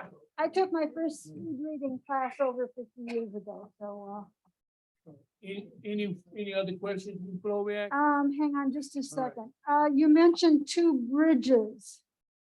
And I don't know them by name. Can you name the bridges so that I I did not can? mention any bridges in my conversation. No, but in the piece of paper that we had a, I don't remember how many pages that was in, but we got a short summary and it mentioned 2 bridges, one of which sounded like it was in reasonable shape and the other which sounded like it's might not be salvageable. There, bridges lie in the state of Ohio in various stages of decay and or opportunity for improvement. So in an effort to keep the council moving, I won't get into the specifics of the 2 bridges. There's needs in the entire park. So to focus on 2 entities and letting the rest of it go, whether it's the pond, the water, or the train, there's a lot of opportunity for improvement. So I think from a holistic approach, when you look at the level of opportunity for investment and to leverage funds, that's what we should really be talking about.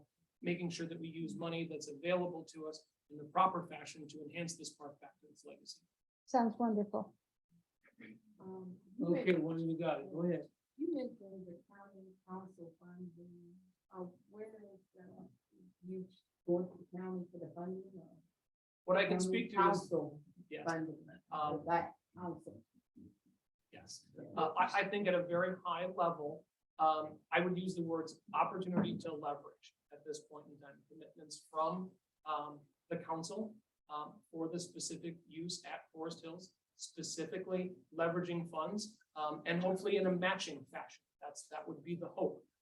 There could be a commitment of 1 to 2, 2 equals 4 plus 2 from the park equals 6.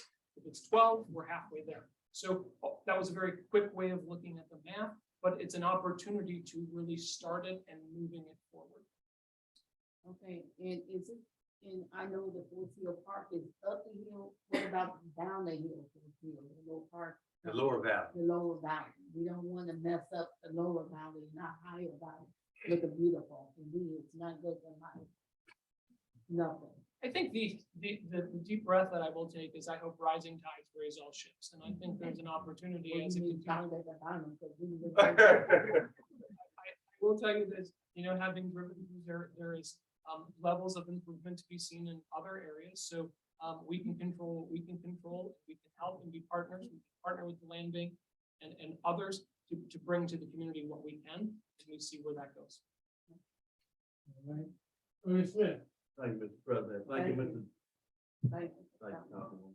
Thank you, Mr. Zimmerman, every member of the Metro Park. I don't have any questions. I just want to say thank you for showing me.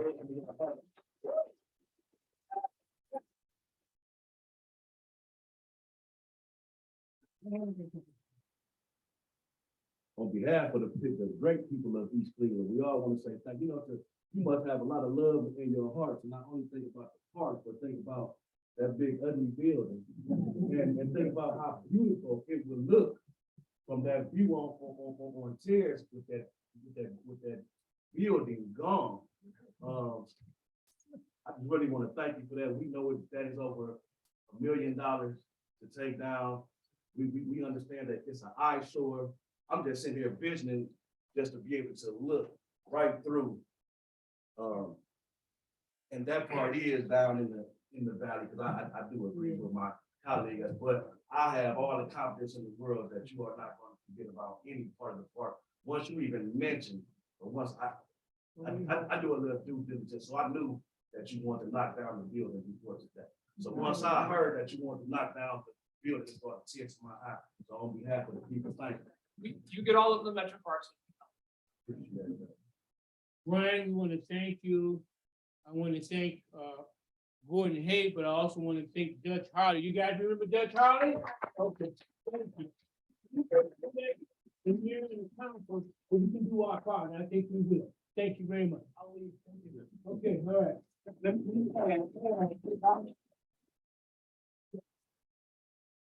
Well, thank you. But let me add that all of this money is coming from American Rescue Plan. It's not coming out the general fund, all federal funding. All right. And it's 2%. I think it's gonna be about 20 million at the end of the day. When this park is fully restored. And our investment, our skin in the game is 2 million Okay. of that 20. Okay. 2 million of that 20. 2 million from the American Rescue Plan Act into that, 2 million of ARPA money. yes, into that $20 million project. And you have to remember, it's not just the restoration of the park, it's an economic development project, because it's going to bring commerce, it's going to bring people, eventually bring residents. And it's in Ward 3. So Ward 2 and Ward 3 have two major projects. And we do have a project in Ward 4, but we're not ready to talk about it as of yet. But it'll likely be at the next special council meeting when we have the guests here as well. And Brian Zimmerman, we're glad that you're excited about East Cleveland, sir. And really ready to move, so. Okay.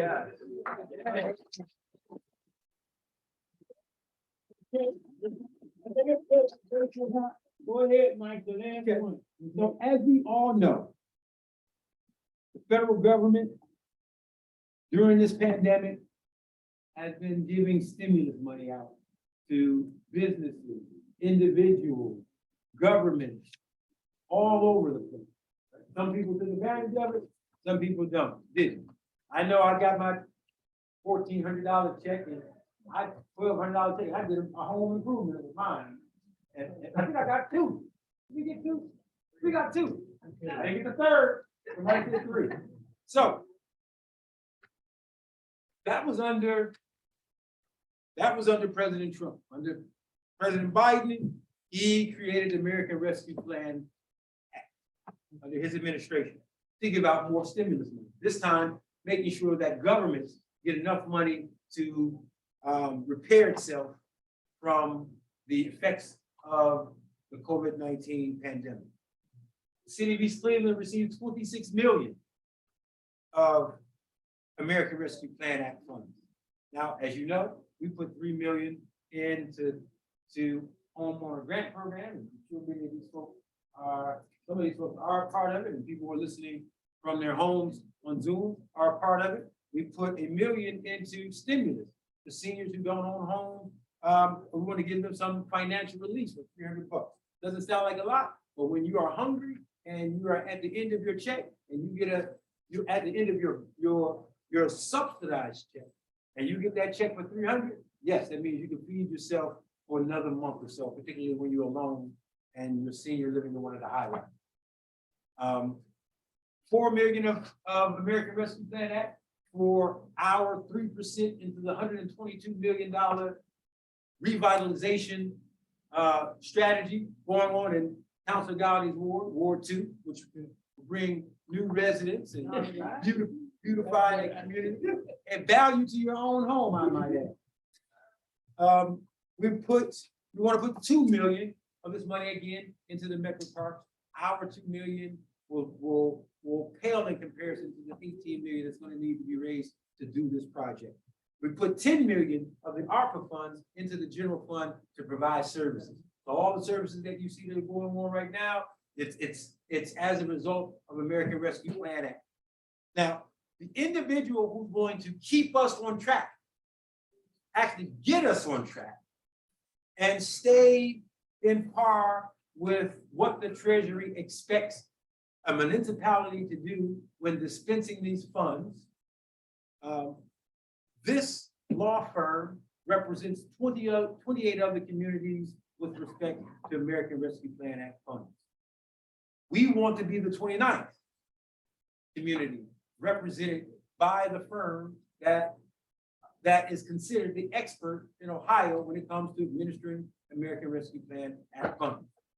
They're going to help craft the legislation, craft the communication, craft the response, and the reasoning behind why we're doing what we're doing, so that when the audit comes, and it will come from the Treasury, that we have all our ducks in a row. Our legal argument and justification will be there because this is the firm that is considered the expert in Ohio, and from my estimation, is proven by representing 28 other municipalities.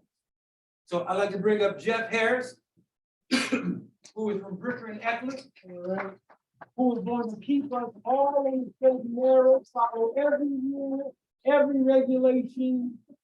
And he may get into legalese you all tonight. Don't go too deep into it, and everyone try to keep it a little lively. There's just more questions than that.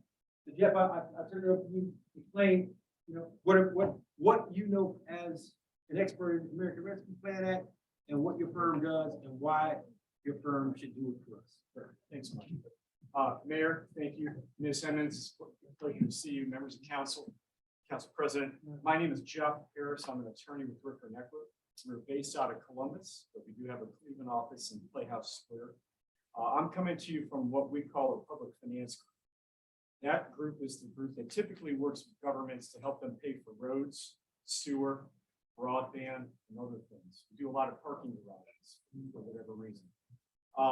But part of that work that I do was when the CARES Act came about in 2020, we had a number of our local governments, counties, cities, and townships say, how do we understand CARES Act?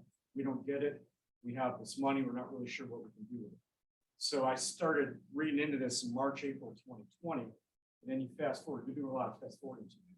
You fast forward to 2021 and the ARPA, what I call the ARPA, which is the American Rescue Plan, $26 million to the city. It flowed from the CARES Act in terms of having done that day in, day out for the past year. I then moved right into the American Rescue Plan Act. And I started to read that pretty much March 2021 on. And that's what I do on a daily basis. So as has been reported in Cleveland.com, City of Cleveland has hired us. We've been working with Cleveland Mayor Bibb for his ARPA decision-making. We're hired by, we've been engaged by a number of counties. Like Mike said, we have over 2 dozen, we're actually at almost 3 dozen. Oh, that. So we work with a lot of local governments around Ohio. And, my role is, and Mr. Roberts, who was here earlier, had that really nice slide with all the different partners involved. And I'll tell you, just as a I guess I could say I'm non-biased. I look at that, every one of those folks on that list is legitimate. And you start to bring that kind of firepower into the city of East Cleveland, that's a big deal. I'm going to be just one piece, one cog. And that is, all right, for all those funding sources that Mike and the mayor have been working on, Mr. Roberts is working on the Cuyahoga County Land Bank, bringing on the metro parks. My little piece is, what's the federal funding and all that? So my role is going to be to come in, like Mike said, and provide you as much support as I can to say, yes, you can use your ARPA money on this, or no, you can't. I'm going to write up materials, my team, it's not just me, there's several of us, that we're going to walk you through memos and say these are appropriate. They go into your background materials because that auditor and audit team, they're coming. Either the auditor of state or the inspector general of the U.S. Treasury, they're coming. You know that they will. And you're going to be able to say when those auditors show up on site, they say, you want to do this Metro Parks, show me that file. The idea is Mike, Mayor, Ms. Hemmons, and others say, here's the file. They open it up. Okay, here's a legal memorandum that says this was a legitimate use of the American Rescue Plan Act cash. Here's the resolution the council passed. Here are the instructions that the law firm gave you to fill out the papers. And everybody should be able to say, shake hands and move on. So my role is to make sure that as you go through these projects for the Cuyahoga County Land Bank, and as far as the Metro Parks project and others that Mike and the mayor have asked us to work on with Ms. Hemmons, we will say in the background, yes, that's okay. No, don't do that because it's not eligible. And we'll just walk you through hand in hand through the process. I'm happy to take any questions. We'll start with Ernest Smith and go this way. Go ahead, Mr. Smith. Like with President Jan, Mr. Jeff Ayers, thank you, Brickler and Eckler, on behalf of the city of East Cleveland. This should, because by right, a lot of people have questions. This should clear up a lot of those questions, and keep us on the track that we need to be on. So I thank you. Thank you. Okay, Juanita Gotti. This gonna be the city. The mayor law firm, because we did have a lawyer. We need somebody too, you know, to tell us if we right or wrong, you know, tonight. We got money that I know that I need, and I just wanna know we can get money too. When it comes to the ARPA, Councilwoman, Mike asked me, can I do this? I say no. Or he asked me, can I do that? I said Okay. yes. So let me tell you one thing I did ask. Just so you be, I asked them, can elected officials participate in the ARPA program? What did you say, Jeff? I said, so long as they were working on ARPA work and we could go through the, write it up properly, you can make premium pay payments to anybody who works for the city, so long as necessary.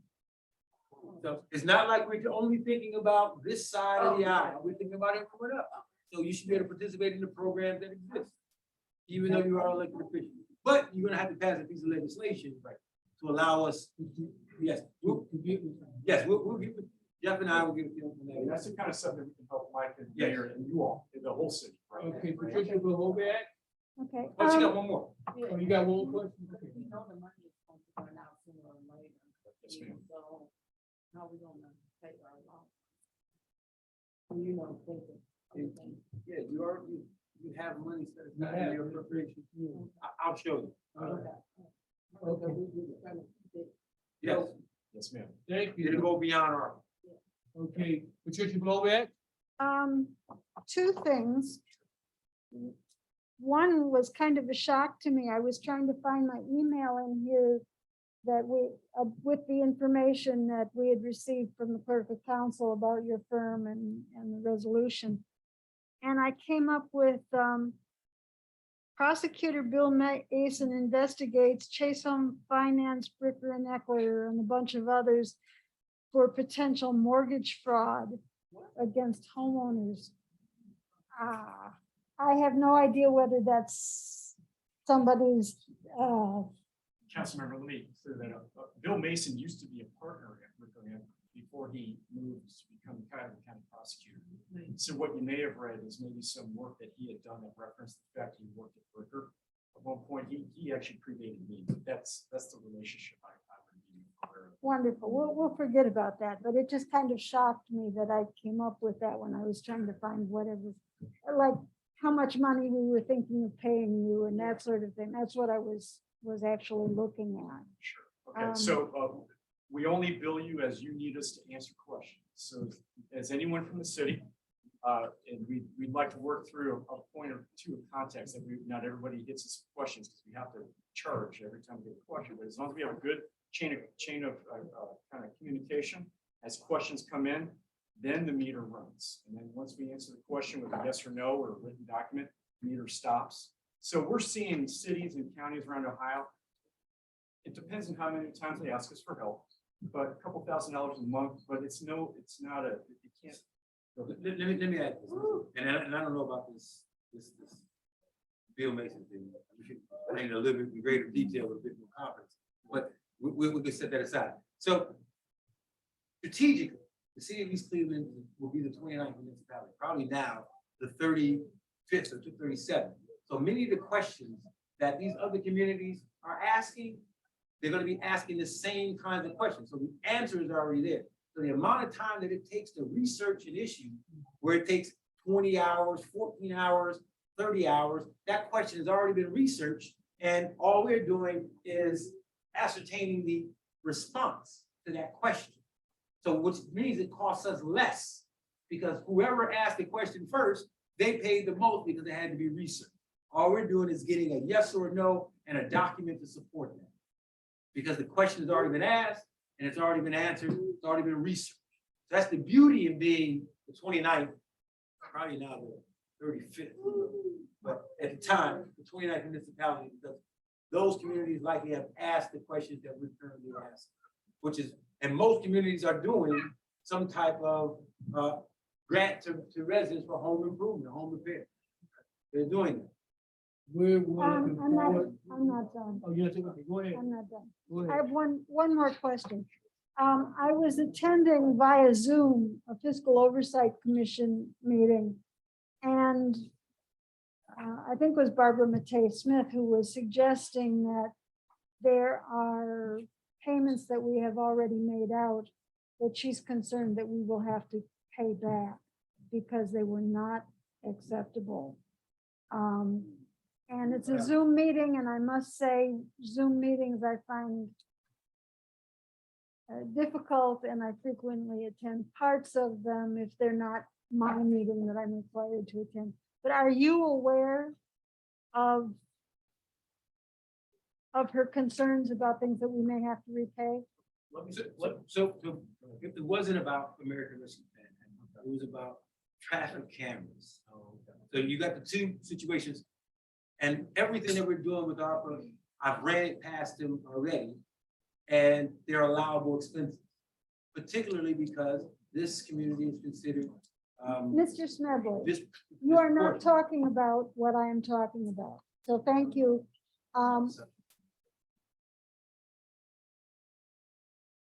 Make your point with, what are you talking yeah, about? so Thank you. that's not, yeah. ARPA money. Every was- program that we suggested, every program that we've initiated, Jeff is fully aware, and he knows, like we know, and like our law director knows, that they're allowable expenses. Mr. Smedley, could you please sit down for a minute? I will not sit Let down. me ask a I'm part of the question. presentation. Are you aware that Barbara Matei Smith was concerned about the way that we spent some of our ARPA funds? Let me say a few things, Council. First, I want to make sure Mr. Smedley had a comment in there. I want to make sure I'm very clear. Berker Nippler is of the highest profession like this. And I don't know anything about the Bill Mason mortgage fraud thing, but I want to make Wonderful. sure. We'll let her Ma'am, you go. brought up the public Yeah, meeting, and I owe a response. Jeff, Just my point. Please address that so we can move on. Yes, sir. Thank you. It is of the highest caliber law firm. I don't, there's no mortgage fraud of any nature or substance going on, or nor do we have a relationship. Wonderful. This is something All right. somebody Well, sent me you and brought I up the was public just, meeting. And I Right. don't Thank you. appreciate it. but Okay, so let me now, And sir, yes, what I want to say is, yes. we're wait a honored to- second. I would like a response to the question about Barbara Matei Smith and the do ARPA. you know Barbara McKay? I don't have personal knowledge of what she said. She's the Fiscal Oversight Commission, the She's head of the Fiscal Oversight Commission, and her She's on, right? statement was that she was concerned that we would have to repay some of our ARPA funds. This was before the traffic lights camera finding came down. Okay, Mike, we're not under contract with Brooklyn at the right now, Not yet. so, but we will be there, so when that time comes, then you can answer that. Okay, So your answer Council right now would President, be no, you're not yeah. aware of that. yes, go ahead. Fine, that is I'm- all I I'm- wanted to know. I wanted an answer. Yes, I know, no, I don't Yeah. know, and if you knew, what details you knew. So you have now answered. I am satisfied that you have answered my question. Okay, we're looking forward to a relationship with you, to keep us on point, Sir. keep us focused, etc. And we're gonna have a process so that our company's gonna run the bill up. We're gonna have some rules and regulations and get what we get. Okay, thank you very much. Thank you. God bless your firm, okay? Yeah.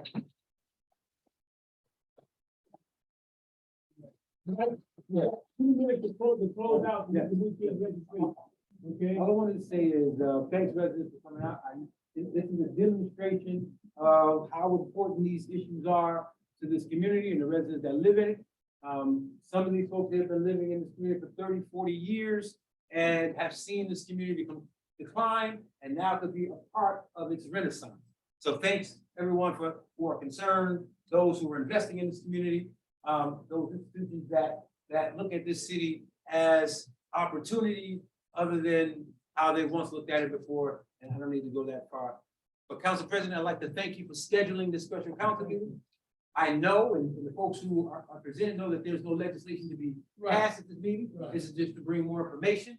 There will be 2 more meetings where we can discuss this in 2 probably special council meetings because you're on break, but some of this, we need to really begin to move it, get it on track for passage, and that'll take 2 more meetings, and we look forward to it. And Council President and councilors, if you have any questions, and I can answer them, or I can get those who spoke today on the phone, and we can answer some questions, as well as participate in Councilor Gowdy's ward meeting. So thanks for that invitation. Thank you, Council. Thank you. Thank all of you. Thank you. Okay.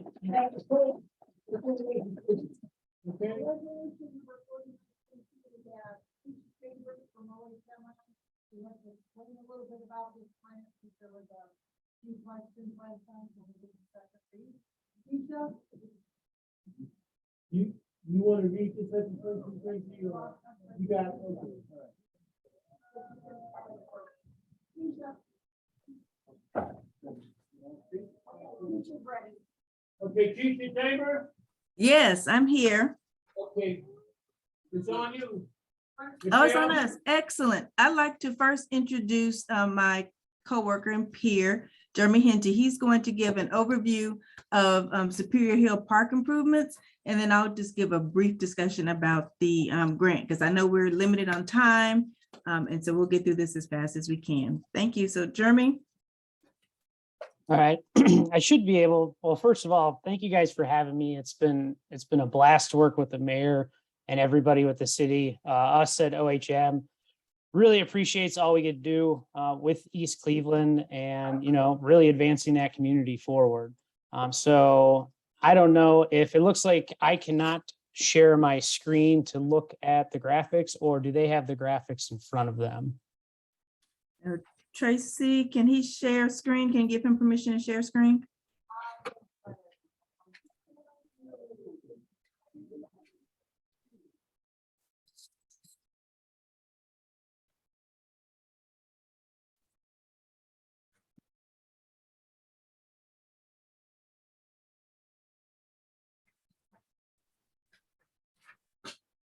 So yeah, I don't know who the host is, but they need to allow it.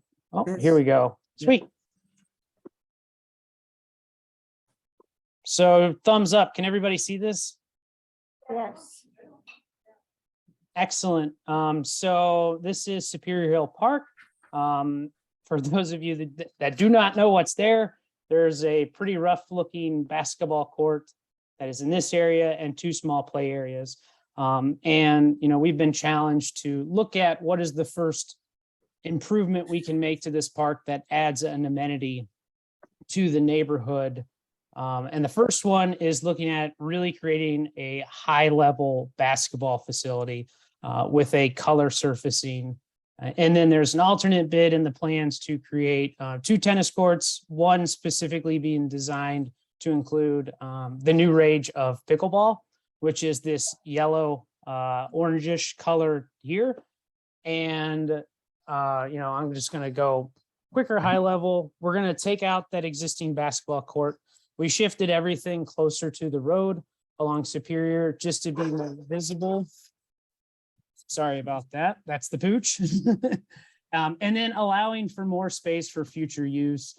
So Keisha's going to get into some grant pursuits where we're looking at replacing the path. And then this allows a little bit more space to the west to, in future phases, replace the play area and add amenities to this space. So the next thing I'm just going to hit on really quick is the cost estimates for this, just so everybody understands what's going on. So for the first phase, it's just the basketball court. The costs are coming in about 190. That's to bid it right now. And that includes color surfacing, the graphics on it, the basketball graphic, the Cardinal graphic, etc. as well as new black vinyl coated chain link fence. And then the tennis court, which is basically very similar surfacing, except it's a larger area, is coming at an additional 203 approximately. So let me just go back to the graphics so everybody can kind of understand what's happening here. So with that, that's where we're at with this. We feel from a connection standpoint, we kind of have this nice swooping walk that's bringing people in from either side. The one intention long-term is to, continue this connection. There's a bus stop right here. That's, we're looking at trying to connect that bus stop to this as part of some of the trail funding approach. And then the boulevard itself is being redone by the county, I believe. Correct, Keisha? That's correct. So for this project, that's all I have to speak to on the court side of things. Okay, now we Okay. jump into the grant, which you have received legislation for us to be able to apply for the grant. So this is a conceptual concept. We know that this may be something that is phased moving forward. However, for the grant, there are limited funds available statewide. So there's 2.4 million statewide. For the county, there's only an allotment of 134,000.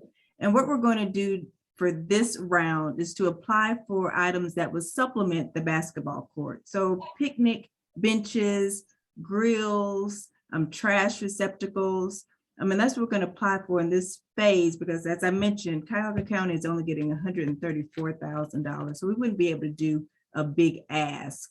The ask now is around 60,000 with all of the items paying for the benches, the pads, concrete pads for these benches, for the grills also, and possibly exercise equipment that will go along the walking trail.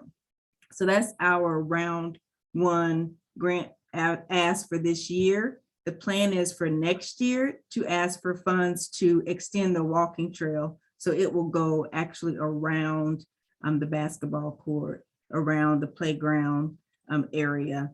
And so we can have a walking court with exercise pads along that path. So this legislation before you is to be able to apply for these grant funds so we can continue to build out Superior Hill. The county completed a green space park plan for East Cleveland. And these plans, these concepts have been based on the information provided in the green space park plan, which is currently under review within the administration's office and will soon be presented to the community and to council. Keisha, Yes. are we eligible for the 64,000 or the 130,000 grant? So 134 is what has been allotted to the county as a whole. Okay. So I believe the county will receive all of these, well, the state will receive all these grants and then allot funds per county. So we'll only get a portion of that 134,000. And my ask is going to be for around 60. And we'll see what they will award us from that ask. Thank you. Patricia Bloviak. I'm just giving you this for information. There's a literacy trail, and that's not the exact title of it, that Mr. Latimer, the literacy co-op, Mr. Hay was part of the discussion. And I don't know whether this would go in well with your trail that you're talking about, but there is some funding for that they may or may not apply for. And what I'm going to do is to send you a copy linked to these other people, so that if that would be something that would go together well with, that it might be a way of moving the whole project forward. Yeah, that'll Like be I said, excellent. I'll just send you the information and then everybody can decide whether it works together or not. Sounds Thank good. you. Thank you, Ms. Bloviak. Juanita Gotti. The ARPA money, could we use some of that funding to help out, because we,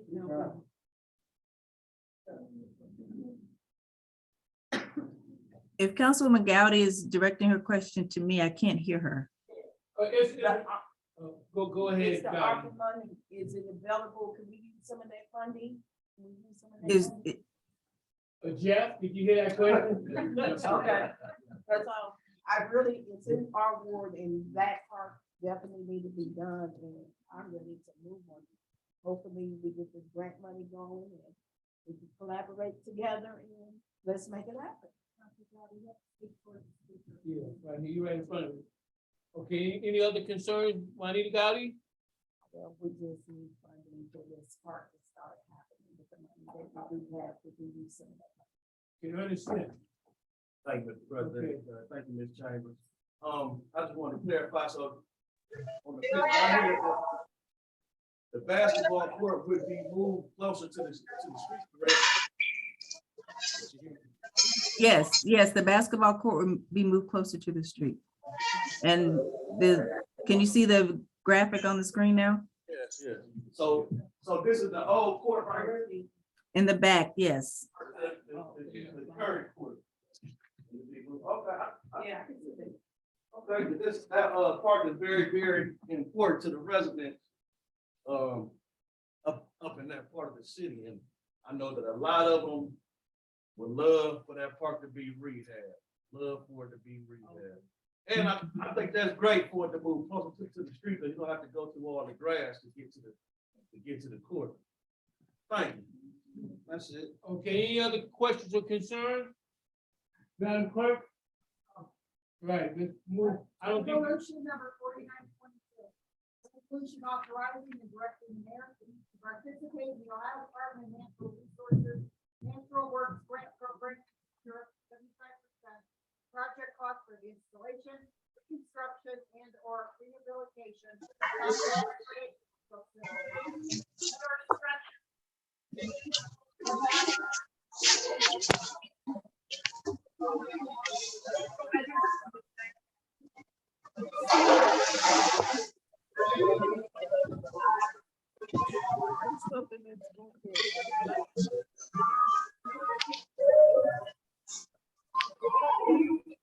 Please keep your microphones muted until you're active.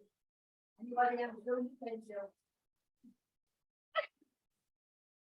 Reconstruction and or rehabilitation of outdoor recreational facilities and our structures, including but not limited to submitting an application and supporting documents, executing any and all agreements and or contracts that may be required by the Ohio Department of Natural Resources to secure the requested funds awarded. This is a second reading. Okay, resolution 4922 bears your name, Juanita Gotti. What is your pleasure? Okay, it's been moved by Juanita Gotti. You just Motion. make a motion, Juanita. And I will sponsor it, and I will make a motion. I will sponsor Yes, it. you would sponsor and move for adoption. Second. Okay. And there's a second by Patricia Blovac. Madam Clerk, call the roll, please. Counselor Gowdy, Yay. Counselor Bohoviac, Yay. Counselor Smith, Yay. Counselor Martin, Yay. and Vice Chair. Thank you. Thank you.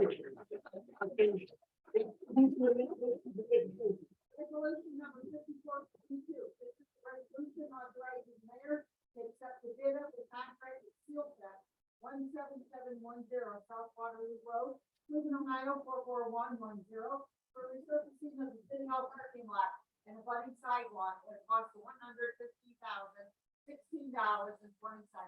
Be paid out of general fund. This is only a first reading.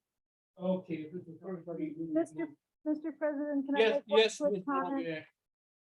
I have been discussing with the mayor since November, the importance of dealing with the bus pads on Euclid Avenue. Mhm. And some parts of Euclid Avenue are in very poor shape because there has been insufficient attention to the bus pads. And while this is an important thing, the bus pads are more important. And perhaps the mayor could be more convincing if he would take care of those bus pads first. I'm done. Okay, Mike, when we get to the mayor's remarks, maybe we can respond. That's coming up in a few minutes. Okay, we heard Ms. Brovac's point, we had her point. So, is there, just for the first read, so we're gonna move on. We're gonna be marching, but this is the time you each have 3 minutes. Line up here and say whatever you want to say. If you have any questions or whatever. Thank you. Go ahead. I see you coming up, okay? Well, good to see you, Gordon. Good to Thank you. see you, buddy. Okay. My name is Gordon Hay. I'm a resident of East Cleveland since 1970. I've been fortunate enough to help the city take care of the Fort Hill Park. If any of you would like to visit the park, I'd be happy to take you through the park and let you see what is great about the park as well as what is not so great that needs to be repaired. So I'm available and at your beck and call if you would like to come to the park. So please take me up on that. The same thing as you know is that back in 1938, John D. Rockefeller donated 235 acres to the city of East Cleveland and the city of Cleveland Heights. 173 acres are in East Cleveland, 2/3 of the park. In 1997, several portions of East Cleveland Park were designated to the National Registry of Historic Places. What's important to know is that our park, even though it's on the National Registry of Historic Places, has no long-term funding or management. And so today you heard of a management person stepping forward that could manage Fort Hill Park for all of us. And I think it is something that is both exciting and historic for this park to have our community, which I feel deserves to have a well-managed park. And I like to speak to more of a personal thing. I spend probably in the last 8 or 9 years, 30 or 40,000 hours in the park. 30 or 40, that's a lot of time. So what I've been able to hear, and it's been a gift to me, is some of the stories that people have shared with me about how important the park is to them. They come to the park to walk, to run, to ride, to hike, to bike,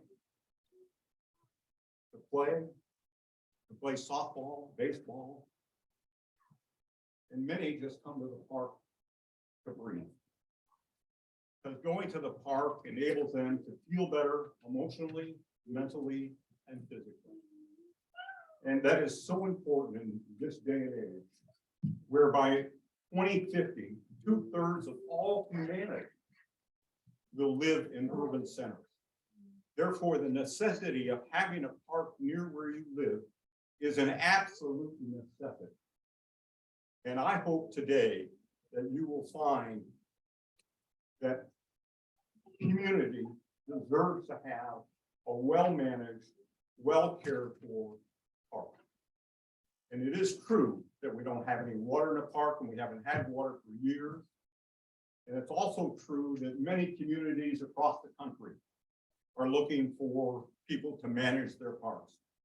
It is no disgrace for East Cleveland to not be able to manage 173 acres. That's happening all across the country. And we are lucky enough to have the #1 in the country, for God's sake, that can actually manage that. And I'll bet there isn't a person here that hasn't gone to a metro park that has appreciated what they've done. They have felt safe and they felt like they've had a place that they could go. The other thing that's important, John D. Rockefeller, almost 100 years ago, wanted this park to be a park for all people. All people, not some people, all people. And I believe you have the opportunity to bring a major step forward in having Metro Park manage Forest Hill Park. And from the bottom of my heart, I hope that you can see your way clear to making this park a good park for all of the residents of East Cleveland. I want to thank you for your time and also thank you for allowing me to get the great benefit of knowing all of those people that visit the park every year, and it touched my heart in so many ways. To the young man who works for us in the park, who graduated from Shaw High School, who spent 15 months in jail for no reason at all, got out, got back into school, graduated, still works in the park. Who's 24 years old and has total kidney failure. That park is important to him. That young man played baseball for me at Shaw High School. It's important. He's just one illustration. Another illustration, and many of you have heard me say this before, but it's so heart-rending. I know Carl, who comes to the park all the time, walks his dog. I give him a couple baseball gloves so he could pair those with it, play ball with his grandkids. I one day I see him walking in the park carrying a bag, so I know he's on the way to feed the ducks. Okay, hey Carl, how you doing? Oh, I'm not doing too good today, Gordon. Why? What happened? My kid just jumped off the Lorraine Bridge. But here he is in the park with that bag, with his pain, his guilt, his sorrow, trying to go feed the ducks. If that doesn't tell you that that park isn't important to human beings, I don't know what will. So today, I thank you for the time and effort you've given me, and let's hope this all moves forward, okay? Thank you.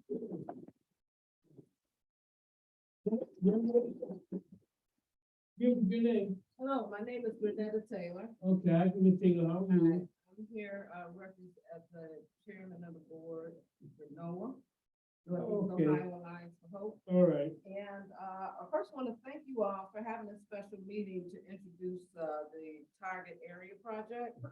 And I'd like to also just ask that before you all make a final decision on this project, that you ensure that the adequate community engagement takes place. Okay, but my main reason for being here today is to present a board resolution from NOAA regarding collaboration between East Cleveland and the Metro Parks. And first, thank you, Mayor, for getting this to this point. We have been talking about this for a while, and it's getting close. I'm glad to see it. But the resolution reads, whereas the Northeast Alliance, Ohio Alliance for Hope advocates for responsible economic development in East Cleveland, whereas park revitalization has been at the forefront of NOAA's community development activity, whereas NOAA supports the Forest Hill Park Association's park maintenance and enhancement activities, whereas NOAA recognizes the vital role parks and green space play in fostering a healthy place for children and adults, and whereas NOAA recognizes the limited resources available within the City of East Cleveland's budget to address infrastructure needs and deferred maintenance issues of Forest Hill Park. Therefore, it is resolved that the Board of Directors of NOAA on this day, July 5th, 2022, support the proposed partnership between the City of East Cleveland and the Cuyahoga County Metro Parks. We urge City Council to adopt legislation to affect this collaboration once it's appropriate. And I'd like to present this as part of the record. Thank you. Thank you. Young lady, what's your name? Mr. President, you just real quick, our next speaker is not a resident of East Cleveland, but I beg of you to please give her time to get her. All right, is that all right with the town? She got the real. You have some reason why? She has a concern, she took her time to come to the meeting. I honestly did not know she was coming, but I do know that she has something that I want her to get it on the record, so I'm asking my colleagues to please, evidently it must have something to do with the individual in East Cleveland if she's here. I would like to ask the president. It's all right with me, but I have No, to. I don't know what she get ready to say, but I know her subject matter and this. I'm all right with it, if I gotta see the other ones, though. Are you guys okay to hear from this young lady? I mean, I can hear from her, but you know. It's a little irregular not to. I have know a it's su- a irregular, major that's why subject. I'm reaching out to you. So what's your pleasure? Council President. Okay, Well, go- Matt, let's just say, Go this not ahead. make you come. If it is okay, go ahead. Go ahead. It's fine. Well, I would like to introduce myself. I am one of the former City of Cleveland mayoral candidates last year's election, as well as I'm a former Ward 14 precinct committee member over in Councilwoman Jasmine Santana. My name is Latoya T. Butcher. Everybody in the communities west and east calls me Lady T. That's who I am. Lady T? Yes, All sir. right, okay, Lady T. The reason why I want first, before I go in, I want to first thank the city of Cleveland Council, Mayor King, for allowing me to come and speak for a few minutes. And as I sat and observed, your target meeting in the city, one thing that was not addressed, I know Mr. Hood said that the infrastructure that you're building will have gated community. But what about the rest of the community? This crime and violence is something very important to not just your residents in the city, but all residents. So, the reason why I'm here today is because there was an issue with one of your East Cleveland residents, where it turned into a domestic violence situation. Now, like I said, I live all the way in Ward 14. I do know this individual. But, the threat came to our family, when I was in Ward 4. It's in that part. And I came because I knew the individual is a resident who came to this police department after a police report was made in my district. And so I'm just asking, for the city of East Cleveland to take more caution, more preliminary care when it comes to community leaders, residents of other cities in the city of Cleveland and East Cleveland, because I came all the way to come to your city. I felt brushed off. I didn't even let the officers know that I was even a political official or even ran. But just for me to be a regular person, saying, hey, I got this problem, this person is in your ward, in your community, he's dangerous, he has mental health issues, and to be brushed off, I thought that was just, not right at all. And that's what I stand for, justice for our people, having our people have a voice. So I'm asking for council president, vice council, and all the councilmen, and Mayor King, that when it comes to residents that are not inside of your community, that comes out and says, hey, this is a problem, hey, this issue needs to be addressed, it's gonna get worse. It's being taken serious. Because it's too much violence, too much shooting, too much crime. And I know that everybody can agree in the room that it is, and our residents say enough is enough. I can get an agreement on it. And it's not just happening in your city, it's happening in my community, it's happening in my city and everywhere else. So, I'm not gonna take up too much time. I like to thank the board, I like to thank council, and Mayor King for hearing me out. Hopefully that this issue can be resolved. And, as a community leader, take it seriously so our people can have these nice structured homes that are being built in East Cleveland. So very much for your time. Lady T, before you leave, Randy King, if you touch base with her. Absolutely, we'd love to. Yeah. Okay. Thank you, We will Mayor help King. you I appreciate with the situation. Thank Okay? you. And thank you for your courage. Thank you. Okay, all right. Everybody. Vita Saeed, all right. I'm founder and co-founder of Black Love Revolution. Love standing for loyalty, for community, obedience to the higher power, virtue, speak for virtue, believe in excellence. I've been 15 years, and I did it a day, July 12th, for Black Love Revolution Day. As a movement to establish trust, love, unity, prosperity, greater health, and leadership in the Black and national community. And also, for self-defense and reestablish the culture.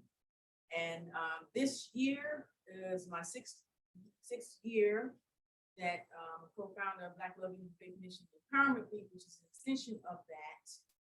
I have some days looked at the East Cleveland Public Library, like invite you all to 4:30 to 6 p.m. on Monday, July 11th, Tuesday, July 12th, Wednesday, July 13th, Thursday, July 14th, and Saturday, July 16th.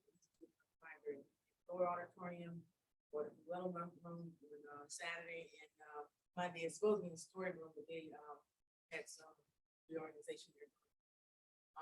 So it's gonna be at East Cleveland Public Library, 14101 Good Avenue.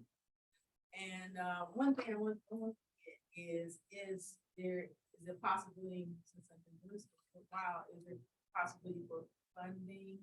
And I've been, haven't took advantage of, everybody else have money. Haven't took advantage of, haven't took advantage of any of my. I have several businesses. I've been in the wheelchair for a while. I just started walking this month. Thank you, Peter. And all I want to say one more thing, it's a week of no crime. All right, Okay, thank you. thank you. Young lady, come on up. My name is Arlene Anderson. Arlene Anderson? Hello. Hello. Hello. And my family has lived in Cleveland since 1971. And we still have family that live here. I wanted to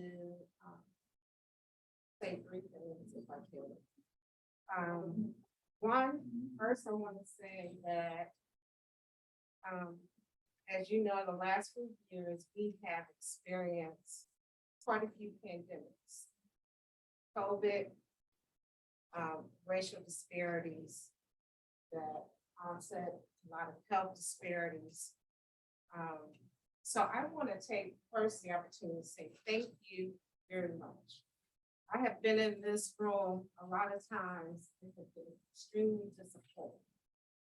But I want to say to the mayor, to the council, we appreciate, and I don't know if you hear this, but we appreciate your time and effort in trying to address the challenges that we endure today. So first, I just want to say that. Second, I want to support the Metro Parks. That's really why I'm here, because the Metro Parks has exhibited lots of great things in a lot of different places.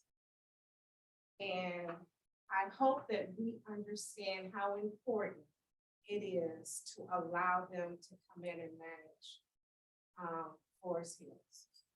That is a place where a lot of people go, as other people have noted. And you all know, if you went to Show High, you go there every year, right? So please take the Metro Parks seriously and hopefully expedite their time or expedite their desire to help in these folks. The third thing I want to say is in all that you do, you know, oftentimes because we are a poor community, so a lot of people come forth with a lot of great ideas that are not always so great for our community. And we entrust you to make decisions that are healthy and good for our community. And so I would ask that, you know, depending upon dollar amounts that you all invest in these projects, that you make sure that the stakeholders of those projects agree to some type of community benefits plan. Okay. If you need examples of community benefits plans, I would greatly be honored to provide you with some. You can go to the city right down the street. They have an example of a community benefits plan, but it is extremely important to make sure that people don't take advantage of our situation. So with that, I will bid you good night. I thank you very much. And please pass Metro Parks.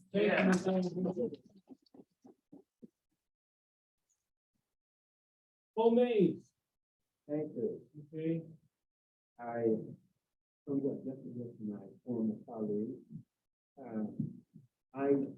She did say out before the close that we embrace this truth.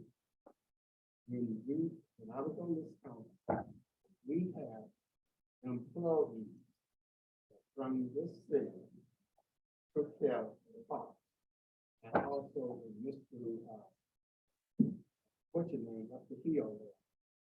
his name at the moment, also was very interested. He gave his life and money to that project. So I'm saying, if you're going to hire Dalton or whoever, you can give it to, make sure there are East Cleveland employees working, residents working. So you keep funding everything out and you keep causing the revenue, of the city to go down. So secondly, I hope that when council speaks and has to speak to the mayor, that's who to speak. What's the thing? Michael Smetley is not the mayor. That's an insult to them. They was elected, so was he elected. He is to respond to council, because council does the authorization, appropriation, and legislation. So that is the order of the day. Whether you like it or not, that's the way it operates. You do not. I remember one of the councilors asked the mayor a question or whatever and did not wish to speak with an employee.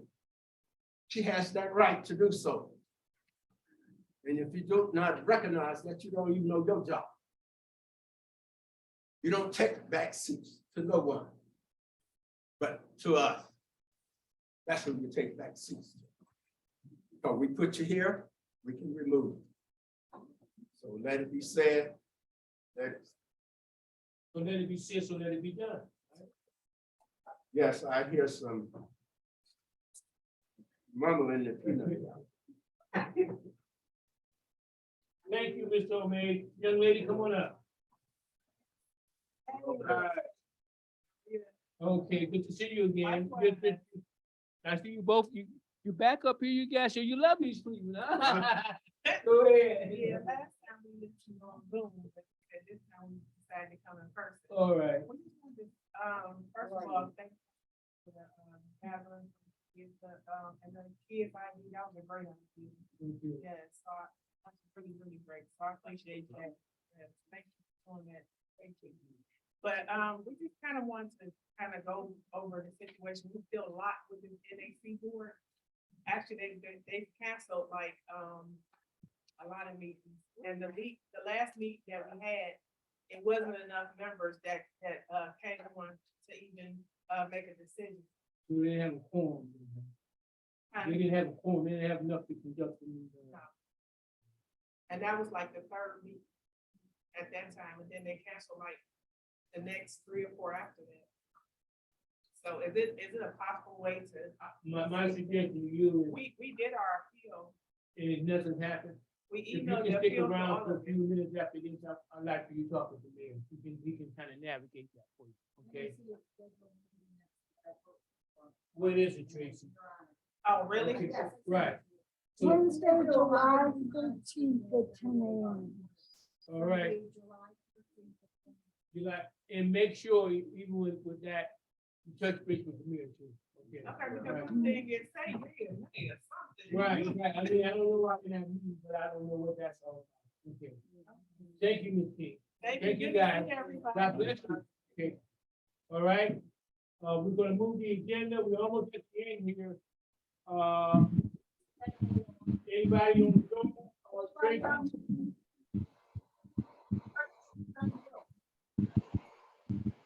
Oh, here's one, the young lady, are you want to speak? Okay, thank you for coming. God bless you. Okay, we're gonna have you mark the mayor. Okay? Thank you guys for coming. Okay, thank you.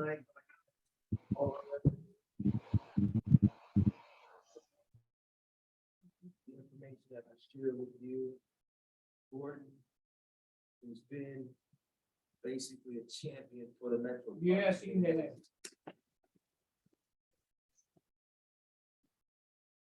With that summer, Spring, I'm sorry, 17. Got to the Metro Park. All right. And we discussed it. 2 and 18 said they would be back. at 21. They came back. 22, that in February. And here we are. Let's keep pushing this forward. I'd like to thank the council. I have President, Vice President, I know you're on reset. Yeah. You know how important this stuff is. So thank you for having this special meeting. Thank you. And let's just keep rebuilding this thing together. You talk to the council, Patricia Bloviak, please. Okay, a bunch of things that I want to go through quickly. One is, everybody remember we've got a primary on August 2nd. State senator, state rep, central committee for both the Democratic and Republican parties, both a male and a female. Everybody remember, if you've got aluminum cans, the fire stations are collecting them to benefit the children's burn unit. There are bins outside of them. Everybody remember, all our kids under 5 can be registered for the Imagination Library, get a book in the mail every month till they turn 5 from birth. And those kids who have books in their homes, they're more likely to be read to, and they learn to read better, and that improves our schools. The little free libraries that I've been talking about forever, they're finally in people's hands. They all need one more layer of paint, and then they're ready for installation. We have 6 of them about to go in soon, and that will be a total of 8 in the city. There's one currently on Roxbury and one on the Coit Road Farmers Market. I hope that we can get this sound system fixed. It's new, so if we can't get it fixed, we should be able to get a new one, because this is not acceptable. People are forever saying they can't hear people. Not okay. Once upon a time, we voted money for lights for Forest Hill Boulevard, which is pitch black and dangerous at night. And I would like the mayor at some point in time to address when we can expect to see those. I know there have been a lot of delays in a lot of things that people are not getting, but I hope that'll come through. And the last thing I want to say is regarding requested information. I have requested copies of contracts that the city has. All of the city's contracts are supposed to be stored in the city council office. And as of the last time I knew, there was one there. And I have requested that they be sent to the council office. At least one of our residents has requested that they be sent to the council office, and we should have those contracts on record and visible at all times. I've also requested information about the repairs, the requests for proposals, the drawings, the everything regarding the repairs to the firehouses. I've been told that the firehouses have had significant amount of work over the last number of years. Actually, this isn't the last thing I want to say, but they're in awful shape, and our firefighters who are paid very little shouldn't have to deal with bad conditions. The only other thing I have to say is that all of the council members have an expense account that we can use for projects for the city. The one that I have been trying to get money for is to give money to the Coit Road Farmers Market, and then to do up a number of coupons for $25 and have projects. So if they would come and work on a cleanup or work on a garden or whichever project we came up with, they would get a coupon. They could then buy food or knives or whatever at the Coit Road Farmers Market. It would benefit the city in strengthening the Coit Road Farmers Market. It would provide people with a little bit of money equivalent. to be able to buy things, and it would get some work done for the city. So I'm hoping that the supposed finance director would cut the check for the farmer's market soon. Thank you. Thank you. Mighty Gotti. Yes, I want to thank everybody for coming out.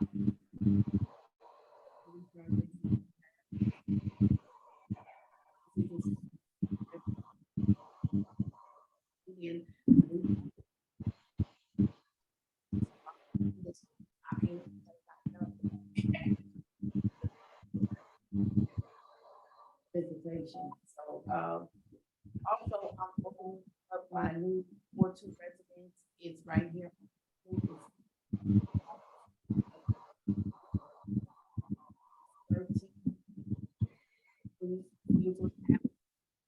Ward 2.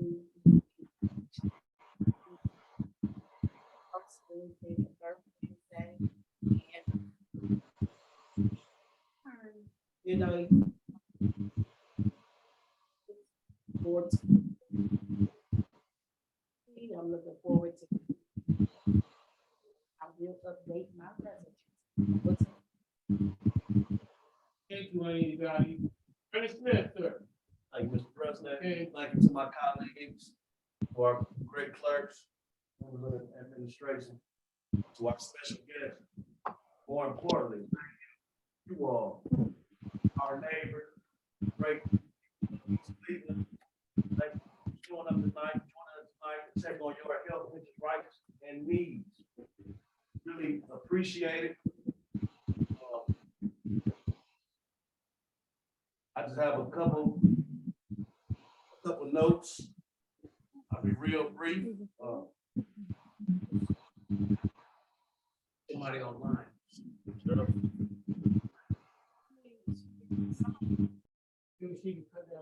That's it. Thank you. Thank you. I have a few notes. I'll be real brief. Ward 3 meetings are also held on the first and third Wednesday of the month, right here in the courtroom. We only started last month. Some of you may or may not know it was a last minute meeting. I was sitting in the office with our great clerk, and sometimes especially when I'm going through things at the house, sometimes I feel I'm not doing enough. So I believe it was a Friday, a Thursday or Friday, and I asked administration to make me a last minute meeting on that very next Wednesday. I should have waited 2 or 3 weeks, but I wanted to have a quick meeting of a few residents showed up. But we're going to get back rolling like we were before COVID, as some of you may or may not know. We had Ward 3 meetings on various corners of the street in East Cleveland. We have meetings here in the courtroom, and we will pick up every first and third Wednesday. Now, tomorrow, I conceded the courtroom to Antonio Marshall, the service supervisor, who has a youth group who wants to meet in the courtroom. He called and asked me. I know that I haven't got the word out all the way like I wanted about the Ward 3 meeting, so I'll be in the hallway tomorrow in case anyone shows up, so I can take down your concerns and go over a couple of notes that I want to go over. But now on the third Wednesday, we will have a full-fledged Ward 3 meeting right here in the courtroom. I encourage and I ask and I beg of all of you all to show up, because whether you know it or not, it means a lot when the residents show up in this room, whether it's a regular council meeting, whether it's a ward meeting, whether it's a special meeting like tonight, whether it's a committee meeting. You all stop a lot of, I call it politics. You all stop a lot of politics that goes, whether you know it or not. The power is in the people. We have a lot of important issues coming up. And I beg of you, I don't like to beg, but I beg of you to please show up. We have, and I know that several of us are going to be calling for several legislation that is tabled. We're going to be calling for that legislation to be to get took off the table. It's the chair's right of that particular committee to table whatever he or she deems fit, but also two council members can unseat that piece of legislation. We've already missed out on $50,000 grants. I know my time is short, but we missed out on a few issues, a few things that we can serve the people with. So I also, YouTube, the meetings are on YouTube. As you can see, they are recorded. We have two YouTube channels. I won't get into the reasons why we have two, but you don't have to take anyone's word. Anything that we say, you can look up. And I ask personally, like I always do, especially to my clerk, if I'm in the wrong, please hold me accountable, which means hold all of us accountable, but I can speak for me. I want you all to hold me accountable. I want you all to look at the videos and see what's going on. It's a lot quiet in here today. That's because you guys are present. Trust me on that. You heard the young lady say, you all know how it is. You all are the key to hold us accountable and get things done. Flat out, I keep saying it, but the applause are all you all, because you all are the key to move this city forward. Again, you don't have to believe me, I beg of you to look at the YouTube channel, East Cleveland Council meeting. You will see how we are serving. You will see how we are serving, you will see who does what. You might agree with some things that we might not agree with. You might not agree with some things we agree with. I beg of you to let me know what you agree with, what you don't agree with, and please, if I'm ever doing anything negatively to negatively impact the health, interest, rights, and needs of the people, please do not ever hesitate to let me know. Also, I want to apologize for coming to the meeting late today. Some of you know, some of you don't know, but I just ask that you all keep my family in your prayers. Thank you very much, Mr. President. Oh, I'm sorry. I want to thank everyone that came out to Kid and Play Thursday. As some of you know, last summer we did it every Sunday at Mayfair. This year we're going to do it every Thursday.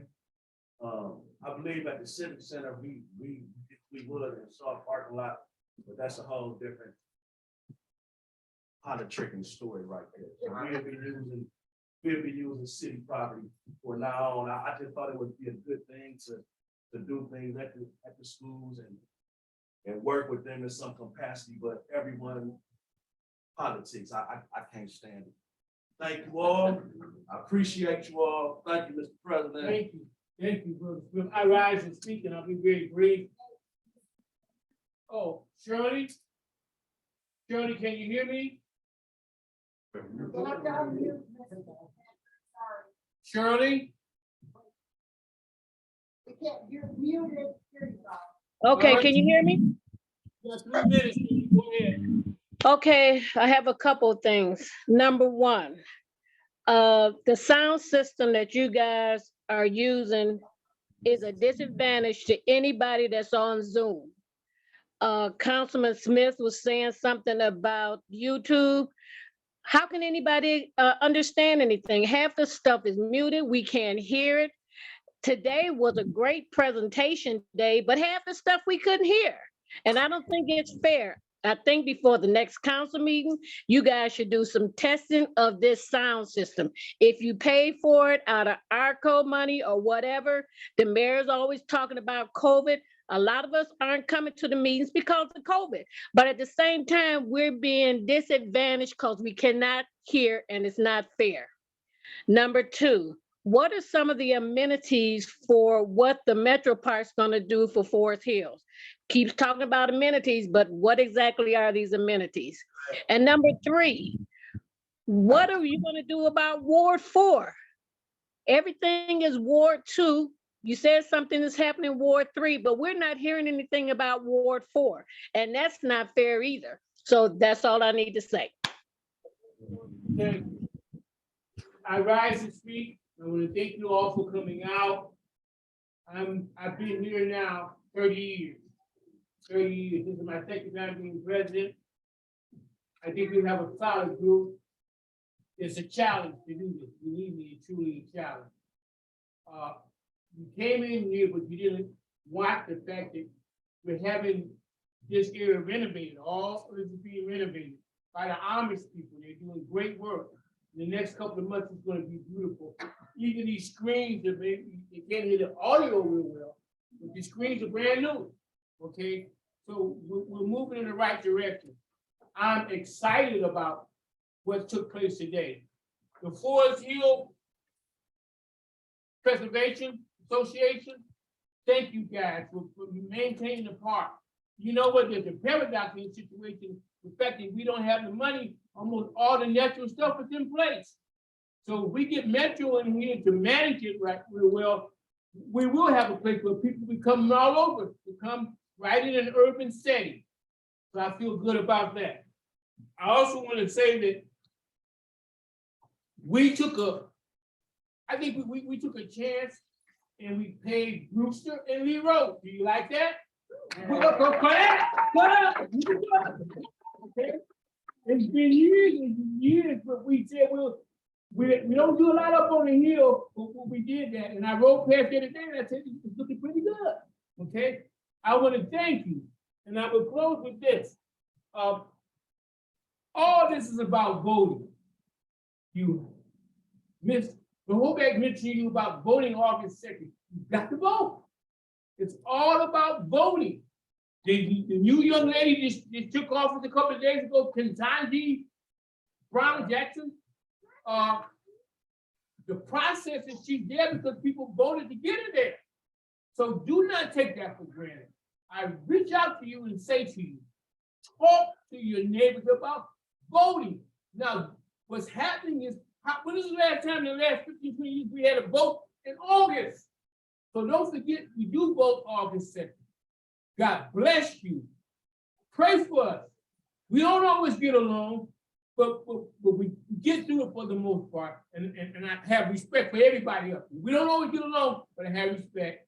And I've learned over years that sometimes listening does make a difference, but I also know that praying makes a big difference. Thank you very much. I spoke. Thank you. All right. Okay, I will accept the motion for adjournment. It's been moved in second, the meeting is adjourned. Thank you, guys. Okay.